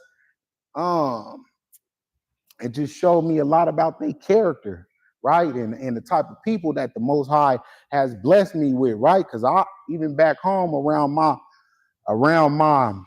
what's the word, biological family, right? I didn't have the support that I got here, right? It would be times I would want my mother to watch my children Talk so about I can go work, right? And it was a problem, right? Couldn't handle my business. It was shut down. My mom wasn't going for it, right? And just that was how a lot of my siblings was operating, right? They wasn't getting down. They wasn't, and I love it. I got one of my baby sisters in class right now, but they know it just wasn't that type of family structure to where we could really rely on one another, right? It was like figure it out on your own. It's been things that happened since I got here, needing help paying for where we staying and needing help with my car broke down, wheel popped off. You know what I'm saying? And insurance needed to be paid, all of that stuff. And the loved ones came through and supported me in that, right? And helped me in that, right? If I was at home, that would have been it, right? But we was having a conversation recently just about how since we here, we don't have to wonder what we would have missed out on if we didn't jump, right? Because I'm seeing what I would have missed out on. I'm in the blessing. I'm in the jump. I'm in the supernatural. So I'm having it and seeing it and feeling it and going through this experience in real time, right? They blessing me. The Most High let me see that He removed me from what wasn't so appreciative of me and placed me around my real loved ones, my family who got that support and that and got my back like that, right? You know what I'm saying? All the believers, right? My children never really had a grandparent, and something that always warmed my heart just be seeing my son playing with Dre. You know what I'm saying? And Dove, and the correction in the family and the village, and that's what be making me roar. You know what I'm saying? That's what be making me, nah, I can't go back. I can't go back because it's not nothing out there to go back to. It's death, it's destruction, it's you alone. You ain't got, I don't have this out there, right? So that's what I'm warned against. And yeah, just going back real quick, man, that's how the job was when I got here. Most High just blessed me with something consistent. You know what I'm saying? Got a little jizz on with the Department of Transportation. You know what I'm saying? So, you know, all praises to the Most High around here, right? Because He moving around here and making sure He show up. All praises. Love y'all. all praise. Whew. Love you, man. DC, we crying last night a little bit. Hey, But then I was trying to fight with him this morning. That's right, No, love one. That's right. Just them Holy Spirit tears right there. Go ahead. All right. Oh, I'm sorry. So I'm gonna start with how I came to a place now where God is for me, right? But it came at a cost because the cost to be a man with the Most High, you have to give up everything. So, because if you're not willing to give up everything, the enemy can use those things in order for you to get out of his will. So in my particular cases, I spoke on little areas before, but it was my family. So what I realized with my family, I didn't realize at the time where the Holy Ghost is kind of teaching me certain things about how you have to give up everything in order to be a man. And if you're not willing to give up everything in comparison to him, you will stop. And I already concluded with the Most High. I said it to him personally that I would not stop. I didn't know at the time that I'm gonna have to give up the people that at the time I only knew and I cared about very deeply. And when I think about it, how my family members and how they're caught up in the indoctrination, they're how do I put this? They're caught up in the vicious cycle of the indoctrination, going back and forth. Me being out here,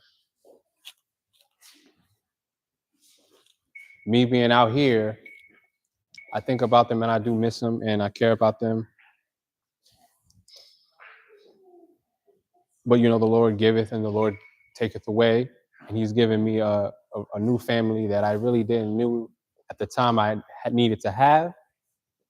But I'm glad that I have, along with the power He's given me to maneuver through things in my life that I never really. Hold on, I gotta get this right.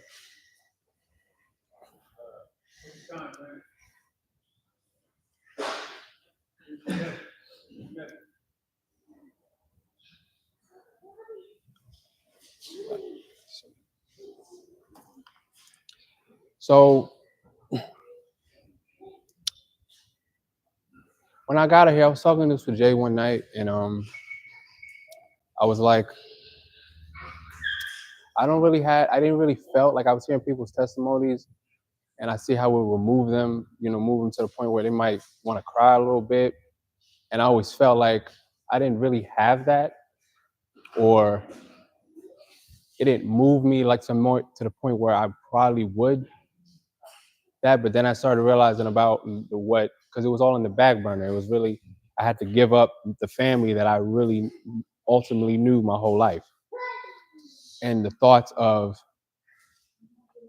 knowing that if I did and they didn't believe like I did, they would become an enemy to me. And that the family that I knew at the time, or at least my blood relatives, that they became enemies to me. And it was all a lie, really, to keep me in a position where I wasn't going to serve the Most High. So I was in a position where the only family I had, and the enemy would give me that false love, that false family, to keep me submitted, because he's the father of lies. So he created that whole thing, right? And it's not to say that there aren't good qualities about my family or anything. It's just that as the information came, I went ahead already and understood, especially with our history book saying that if you're not willing to give up your family or anything compared to, if you don't hate your mother or you don't hate your father in comparison to him, you can't be one of my disciples. So I already went ahead. The Holy Ghost had me go ahead and realize I might have to give up my father, my mother, my brothers, my sister. And despite me understanding if they don't accept this information, that they'll be caught up in that vicious cycle of the indoctrination, that they'll be caught up. It do pain me. I do think about it. And when I got this revelation, when I got this from last night, I started almost to cry, really, because I understand like they're caught up in that same old thing, and they might not want to admit it because of pride or whatever, but you caught up in the same thing. Come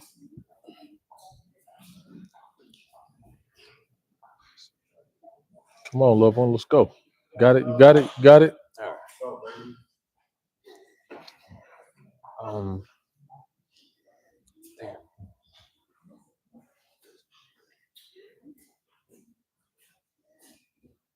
So I just wanted to really say that this is not no church stuff you sitting around in the corner and you just saying what you're gonna do and not gonna do it.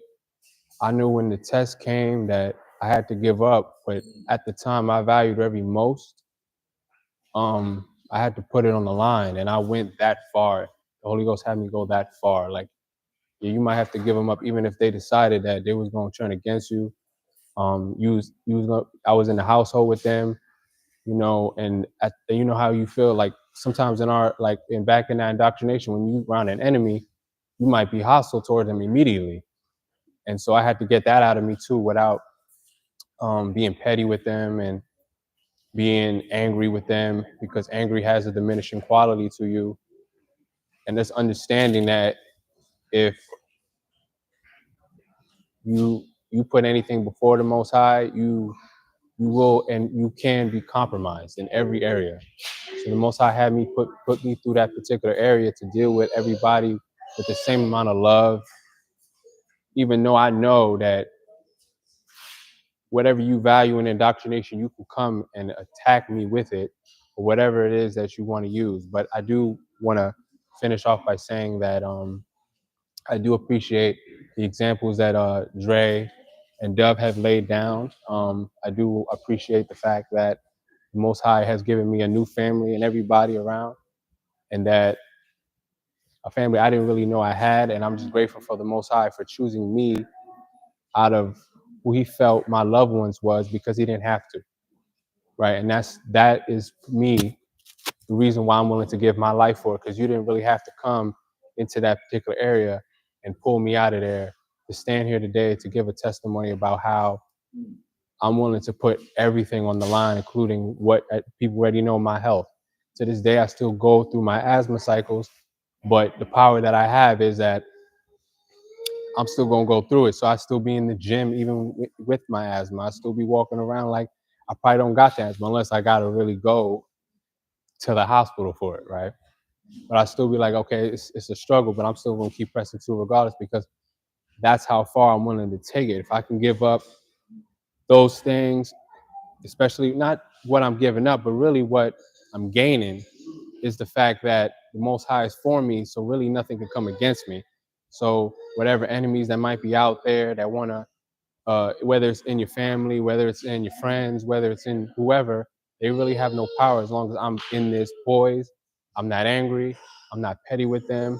I can go through situations where my asthma, or whatever physical thing that you might consider, because I have that power. And I want to say thank you to Dre and Dove for the examples.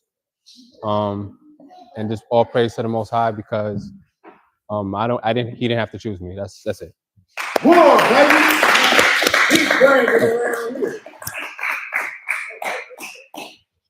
Y'all got to wait this time, man. Y'all got to wait this time.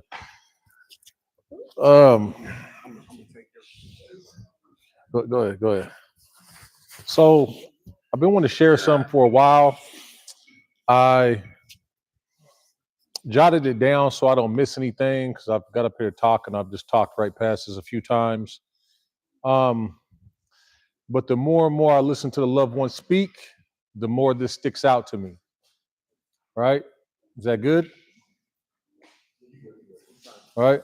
And it's about the value of assignment. Right? And I'm going to read a couple things from my phone that I jotted down. And the first piece is, if you're not producing the value of the assignment over personal wants, that's a problem. The Most High said jump, and you over there talking about wait a minute. For the fulfillment of some personal gratifications, because you want to enjoy something a bit longer that he blessed you with in the first place. What level of qualification do you have in this information when it comes to the Most High calling us to do something? Where can he trust to send you? Can he trust you with his special chosen people? When we choose his will over our wants, that's what qualifies us to be worthy of him trusting us with his assignments. This just can't be a walk of faith. Although faith is extremely important, there has to be action in there too. Faith without works is dead. The action of acting in his will is what lines you up to meet the qualifying factors of his worthiness. Everyone here that's in Seattle, even the people that were here to facilitate, loved ones coming in, everyone here is shown through their actions. Everyone that is consistent shows through their actions that they qualify when the Most High calls on them. It wasn't just a talk about what they were going to do. Every single person that has touched this soil has shown up to prove and let the Most High know that he can trust him and call on him.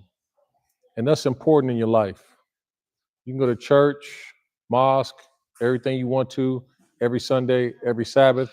You can pray, you can fast, you can do all these things, but none of it matters if you don't stand up in submission and obedience every day in your life. If you don't wake up and put on the armor of God and go to war against those demonic things in the world. Because this battle, this won't be fought on the streets. This won't be fought in the church. This won't be fought physically. This is a spiritual thing. It's an internal thing, right? Dre said that the battle is won or lost at the threshold of the mind, not in the mind, at the threshold. You have to prepare yourself daily and be up on top of everything that you're dealing with, your feelings and emotions and the things that they taught you to value, your beliefs, the love that you might have for someone else, right? How does that line up with the love that you have for the Most High? What do you value more, them or him? Right? That's the question that you have to ask yourself daily and that you have to be up on top of daily, because it's easy to slip into what they taught us to value. Their system is a well-oiled machine, but you must remember that their system is only based on them being a carbon copy of us. The only reason that their system exists is because we got out of bounds, right? That's the only reason. And it's not even them that built their system to be the way it is. It's the Most High. He chose them to be our oppressors in our moment of being out of bounds. The Most High chose all of this. And so now he's given us a front row seat to what the second string can do. Here's the first string. That's all I want to say.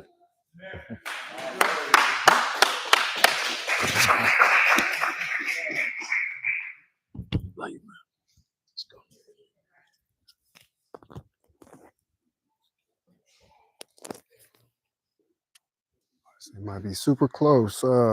Yes. Good evening. So there's always a big emphasis regarding me and how I correlate and interact with the Holy Ghost. And there's a lot of things I was actually able to be revealed within me being in this information. That's one of the biggest blessings I've been able to receive within how many months I've been here, I think 17. So, once again, I spoke on last week that, I came from a certain kind of household.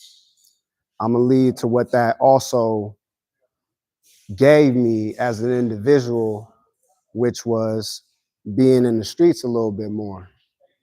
Didn't really want to be home. You know what I'm saying?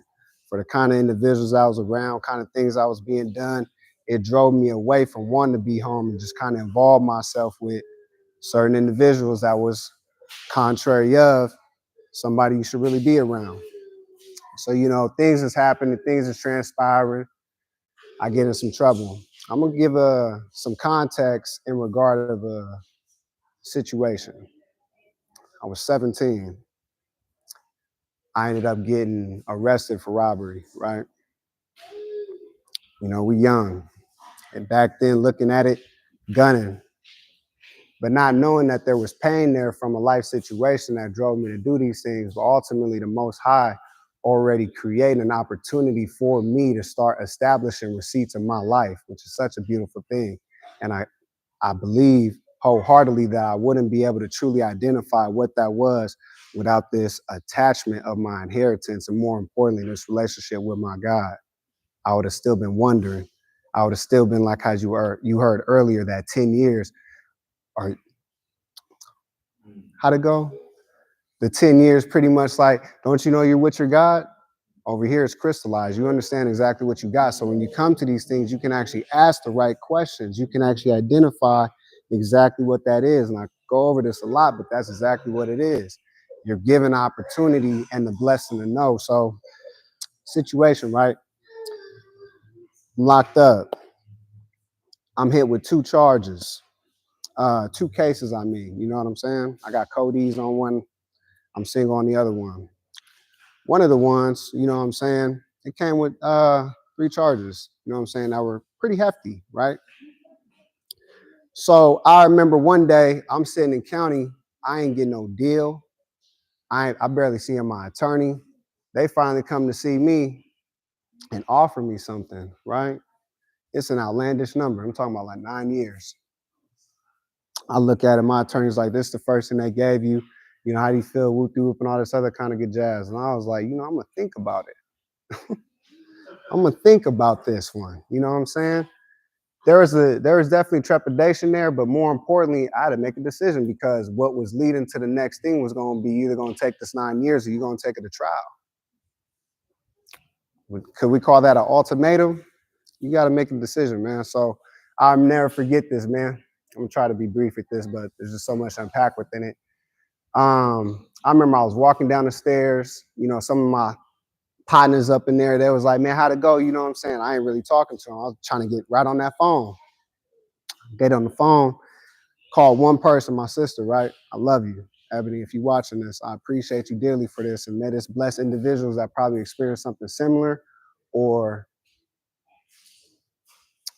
some form of relation to it. You know what I'm saying? Fumbling on that one. But anyways, I called my sister, man. I told her, I was like, yeah, you know, guess what, sis? She's like, what's going on? You know, I heard from you in a while. I was like, you know, got some news.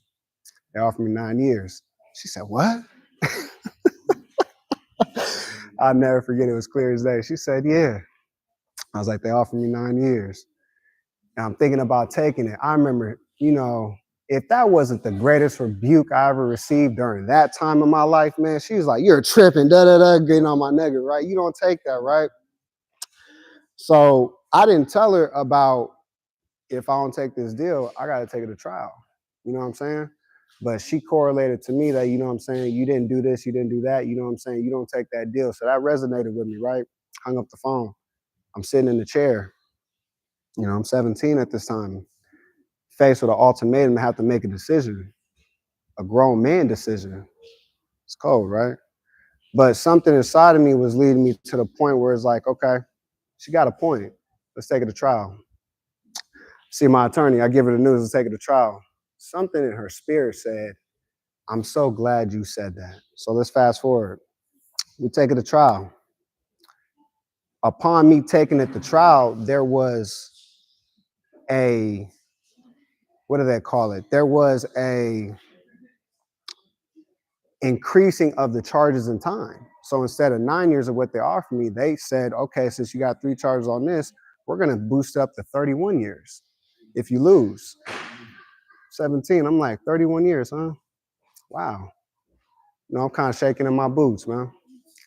But we already made it this far, ain't no pulling back. So fast forward, you know, court date's coming, get up in there. No jury, none of that, still figuring out, you know, what the charges are exactly and all the evidence I was brought forth, et cetera, and all this other kind of good jazz. And from the grace and mercy and love of the Most High, was able to see me through that situation, to have that situation dismissed off of technicality. Beautiful situation, truly, truly. So fast forwarding, right? I had another case. the beauty about the Most High is I look back on this thing because I be sitting real silent with him. You know what I'm saying? We chop it up. When it's me and him time, and I was like, you really funny, man. You funny how you did that because you also said just similar to the story like David, King David, how he had sinned and took a man's wife. The Most High acknowledged that, but also too, seeing how he was in true and righteous repentance. You know what I'm saying? To bless him with Solomon. Took the baby that he had with the woman that he took from his lineman and then blessed him with Solomon. So a similar situation, right? Most High was like, okay, I got you through this, but you're gonna pay for that situation though. You're gonna do this time. You're gonna build up a character development that I desire to have within you and just everything that comes with it. So let's fast forward, right? I remember I transitioned out of medium into minimum, and I'm walking the yard in the morning time, and I had a good homeboy of mine from Georgia, Damos. If you see this brother, I appreciate you still to this day. I remember I was walking, so the way it's laid out, right? The yard is it's like in a valley. You got to walk down to it, and then everything up is like bars and all this other kind of workout material, right? I'm walking the yard. Remember, I look up, Damos, come up here, brother. I walk up there. Now, keep in mind, this is an individual I respect and I hold reverence to, you know what I'm saying? Just from the way that he carried himself, but more importantly, the relationship that we had. We would feed off each other, you know what I'm saying? This wasn't no brother that's just doing the rigmarole. So I remember he said, J.O., I'm going to tell you something, and it may not make sense right now, but it will when the time comes. He said, I'll never forget it. He said, there's going to come a day in your life where you're going to have to submit yourself to something that's far more greater than yourself. I'm looking at it, I was like, okay, all right. And then, he just walked off. He was getting out days later, right? So I always had that in the back of my mind, right? I always kept that near and dear to me. Now, there was several experiences upon me getting out and living life now where I was thinking that when what he had told me was manifesting, right? From getting a job to having a car to having this woman to having these situations that I had made it out of, you know what I'm saying? But the true essence of everything revolving what he said, because I'm skipping, my apologies. The true essence of everything that he said revolved around me finally discovering my inheritance, me discovering my culture, because everything that was transpiring before of me trying to gain knowledge, this worldly knowledge, the stuff that the world tries to place a lot of value in that they believe that you should have on a day-to-day basis to live a so-called perfect life or a right life in general, right? Something that always stood out to me is anytime I would gain these things, right, it was fleeting. I couldn't take possession of these things. It's like I would take a little moment of possession, it would slip out my hands, and I'm finding myself trying to find some more of it. So now I'm going over here trying to gather this. I'm holding possession of it, slipping out my hand. It was not able to be held on to, but upon me being in this information and having a tight-knit relationship with my God, having this beautiful family that's coming before you, blessing you with these receipts, and more importantly, the evidence of God in their life. You know what I'm saying? Has truly been an identifier for me that not only was those things that I was dealing with only having me, but it wasn't keeping me kept. What's keeping me kept is my obedience and submission, the way I'm showing up to my God, the way I'm showing up in my manhood through, these 5 principles that my brother D be talking about: honor, integrity, respect, loyalty. Forgot the last one. It's in my phone. But, to have these things in possession now that only you being the one that can let them go. So it just gives you such a lofty responsibility and accountability, because once you step into this knowing, the onus is on you. But it's such a grand position to be in because you now know what comes with it. the promises, this inheritance, this covering, this close-knit relationship with your God that you think you've been having for what they've been trying to give you, which is absolutely contrary and is actually pulling you away from the true essence of what your God entails. You know what I'm saying? So I rest my case. Blessings. All praise to the Most High. Big Joe. I just had to get that off. Okay.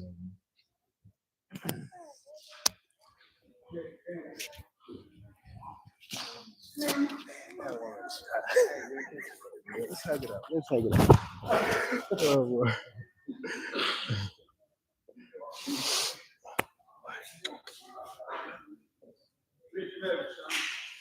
Yeah, I just wanted to talk about something that's been on my spirit probably since the last meeting. And actually, I just wanted to start off with a verse. And this is John 5, verse 24. And he says, I assure you and most solemnly say to you, the person who hears my word, the one who heeds my message and believes and trusts in him who sent me possesses now eternal life. That is, eternal life actually begins and the believer is transformed and does not come into judgment and condemnation, but has passed over from death into life. One thing I was realizing lately was that a lot of things that I used to hold on to or attach myself to in this world was actually death. It was all death. It don't matter what it was. And I feel like that goes for anybody. I don't care if you attached to thinking that the school, this is it, or the job, like, oh, this is it, this is the highest you're gonna go. I don't care if it's the presidency, it's all attached to death because even before you touch it, it's got a time limit on it. It's gonna run out. So, I used to watch a lot of YouTube guys, and one thing that a lot of them had in common that I didn't get until I came to the information was they would kind of like run from the accountability of a man and put everything on a woman. And, thinking back about that, it's like, I was listening to Dre since maybe like 2014, 2015, but it didn't click until, I got into remnant classes, but the seed was planted because I came back years later. But it was like those unseen forces that was in the world working to keep me distracted over here. It wasn't until those was moved out of the way that then the seed started to sprout. And then my heart started to believe, and here I am now. Right? So hold on one second.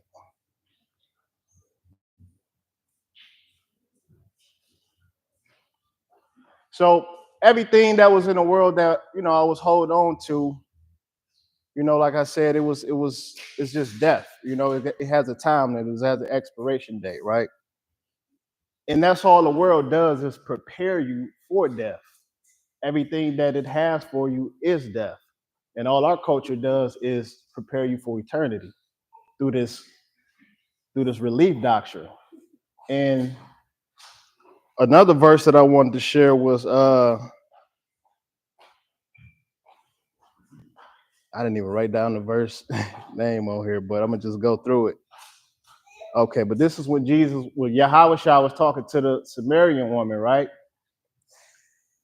And it goes, now he passed through Samaria, so he came to a town of Samaria called Sychar, near the plot of the ground that Jacob had given to his son Joseph. Since Jacob's well was there, Yahweh Shah, weary from his travel, sat down by the well. It was about the 6th hour when a Samaritan woman came to draw water. Yahweh Shai said to her, give me a drink. His disciples had gone into the town to buy food. You are a Jew, said the woman. how can you ask me, a Sumerian woman, because Jews didn't associate with Sumerians, and he answered her, if you knew the gift of God and who was asking for a drink, you would have asked him, and he would give you living water. And the woman replied, you have nothing to draw with, and the well is deep. Where then will you get this living water? Are you greater than our father Jacob, who gave us this well and drank from it himself, as did his sons and livestock? Yahushua said to her, everyone who drinks this water will thirst again. But whoever drinks the water I give him will never thirst again. And that's how I look at this information versus that death realm that I was in, holding on to it and going from this to that to that to this, trying to learn this and thinking this is it right here. This is how I'm gonna make it out. But once you get in the relief doctrine, you realize that you can even go back. If you in here in a year, you can go back and try to listen to that same stuff. It ain't gonna hit the same. I'm telling you. And that's how I know that this is that water of life that Yahushua was talking about, that this is the lifeblood of the culture, this information that we're getting daily, you know. So that was pretty much all I really wanted to, get off real quick, man.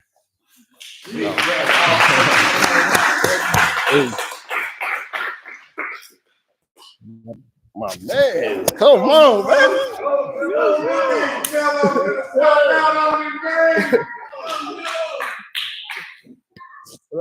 Where do I clip this?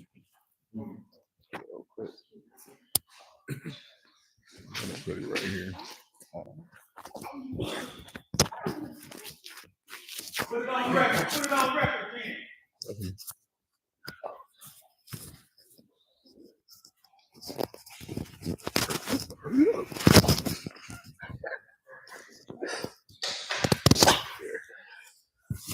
Is that good? It's on there. It's on there. All right, Remnant. I'm Mello, or Carmelo, Mello for short. And what I wanted to come up here and talk about today was kind of where I started at, or where I got the information and where I'm at with it.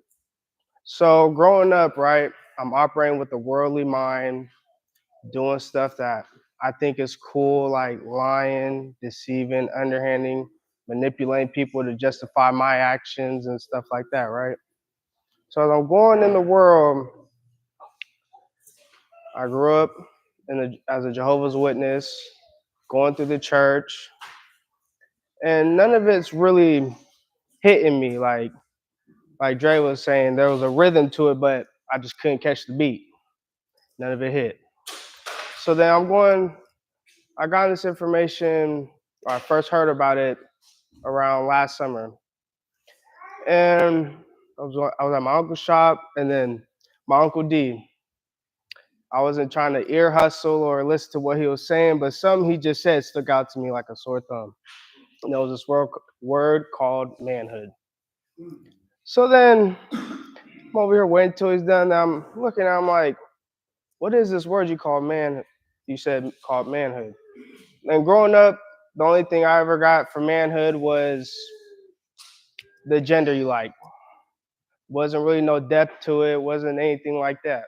So as he's sitting here explaining it to me, I'm really, really tuned in to what he's saying. And then I remember I go home to my mom, and I'm like, Mom, I just learned this thing called manhood.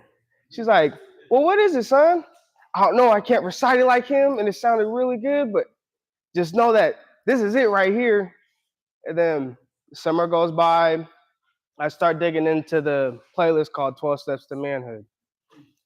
And I'm just digging into classes. After I get off work, I'm just walking around the job site, just have my AirPods.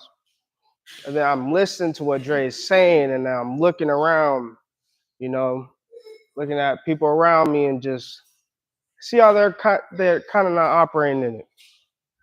So then I get back into Washington after the summer, and I keep hanging around D. I'm doing yard work at his house. I'm doing something that's only supposed to take 2-3 hours, but I'm over there 8, 9, 10 hours a day. And my parents keep asking me, well, what are you doing? We're talking about this information. And I remember one day he was listening to class, and then we ended up going inside his house after doing some yard work. Then he puts it on. I can't remember what class it was, but all I know is that once I heard what it was, I know I had to get up in there. And then I get up in there, and then ever since then, I knew it. This is it right here. No churches hit like this, no Jehovah's Witnesses. Nothing has really stuck to me like this information has. And then I'm applying the information, and I'm praying for discernment over what Dre is speaking so I can understand what he is really trying to say. Then I remember one time I was at a job site, and I was thinking about how irritating, how frustrating, and how annoying and how difficult the job is. But then this was after a class he did called God's Cushion. And then I'm sitting here thinking, man, some people don't even got a job. I'm over here complaining when this is really God's cushion for me. Even though I'm sitting here not liking what I'm doing some stuff that, is hard to do, and I just don't want to do it. I was like, man, I really got to change my attitude about this, because this is God's cushion for me. Some people can't wake up. They don't even have the privilege to wake up and go to work every morning, to be able to provide for themselves or whoever, and then I just keep digging into these classes and just keep applying it to my life. And I want to speak on something that happened a few days ago where I was on the phone with my dad and I was out of bounds. I was upset and I was being emotional and I was disrespectful to him. I talked back to him, and then I think about the situation. I talk with D, and then I call my dad right back. And I apologize to him. And when I thought about it, it made me think of what Dre said one time, how if you're out of bounds, it leaves you wide open for the enemy. And that is something I didn't want to do. So I get back up, call my dad. As much as my pride didn't want to allow me to do it, I understand that I got to do it. I don't want to be out of bounds with the Most High. I want to keep walking in my submission and obedience to him. So I call him back and tell him I'm sorry. And that's what's so beautiful about this information is that when a situation happens, or even before a situation happens, you're able to analyze it, think about it. You can see things going on, and sorry, when the situation comes, or even if it happens, you don't misgovern yourself about the situation, and you can correct it like that. You get back up, dust yourself off, just keep going. So that's all I had to say today. All praises to the Most High. Yes, sir, man. Just a little bit. A whole lot of it, man. What you talking about? Just a little bit.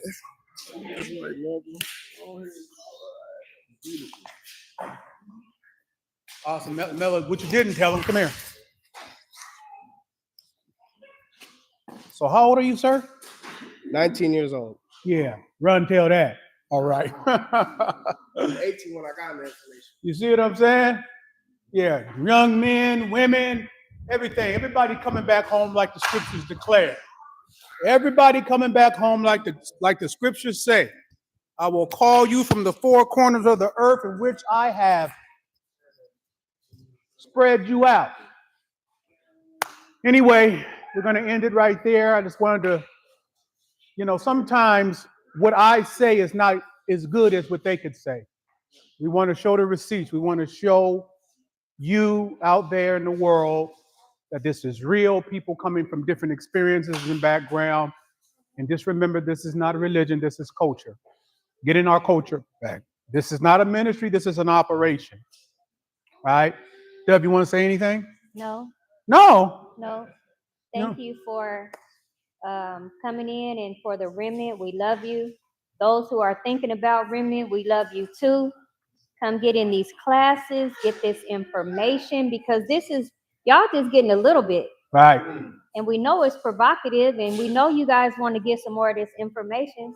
Get in the You class. know, this thing that's gonna free you. Yes. It's gonna free you, and you will literally be in euphoria with Yeah. this information and operating. Get in class, stay in class. You know, look, we always say if you can go out there and buy you a $200-300 pair of tennis shoes, you can most definitely subscribe to a $30 class, a $50 class. We on Instagram, OnlyFans, YouTube. There's no excuses. We have classes literally 5 days a week. Pick one. Get in there. Get this information, and it will most definitely change your life. I guarantee you. You know, there's a movie that called Stella Got Her Groove Back. Well, you can get your groove back. All praise to the Most High. All We praise out. to the Love Most you. High. See you next week. That's it.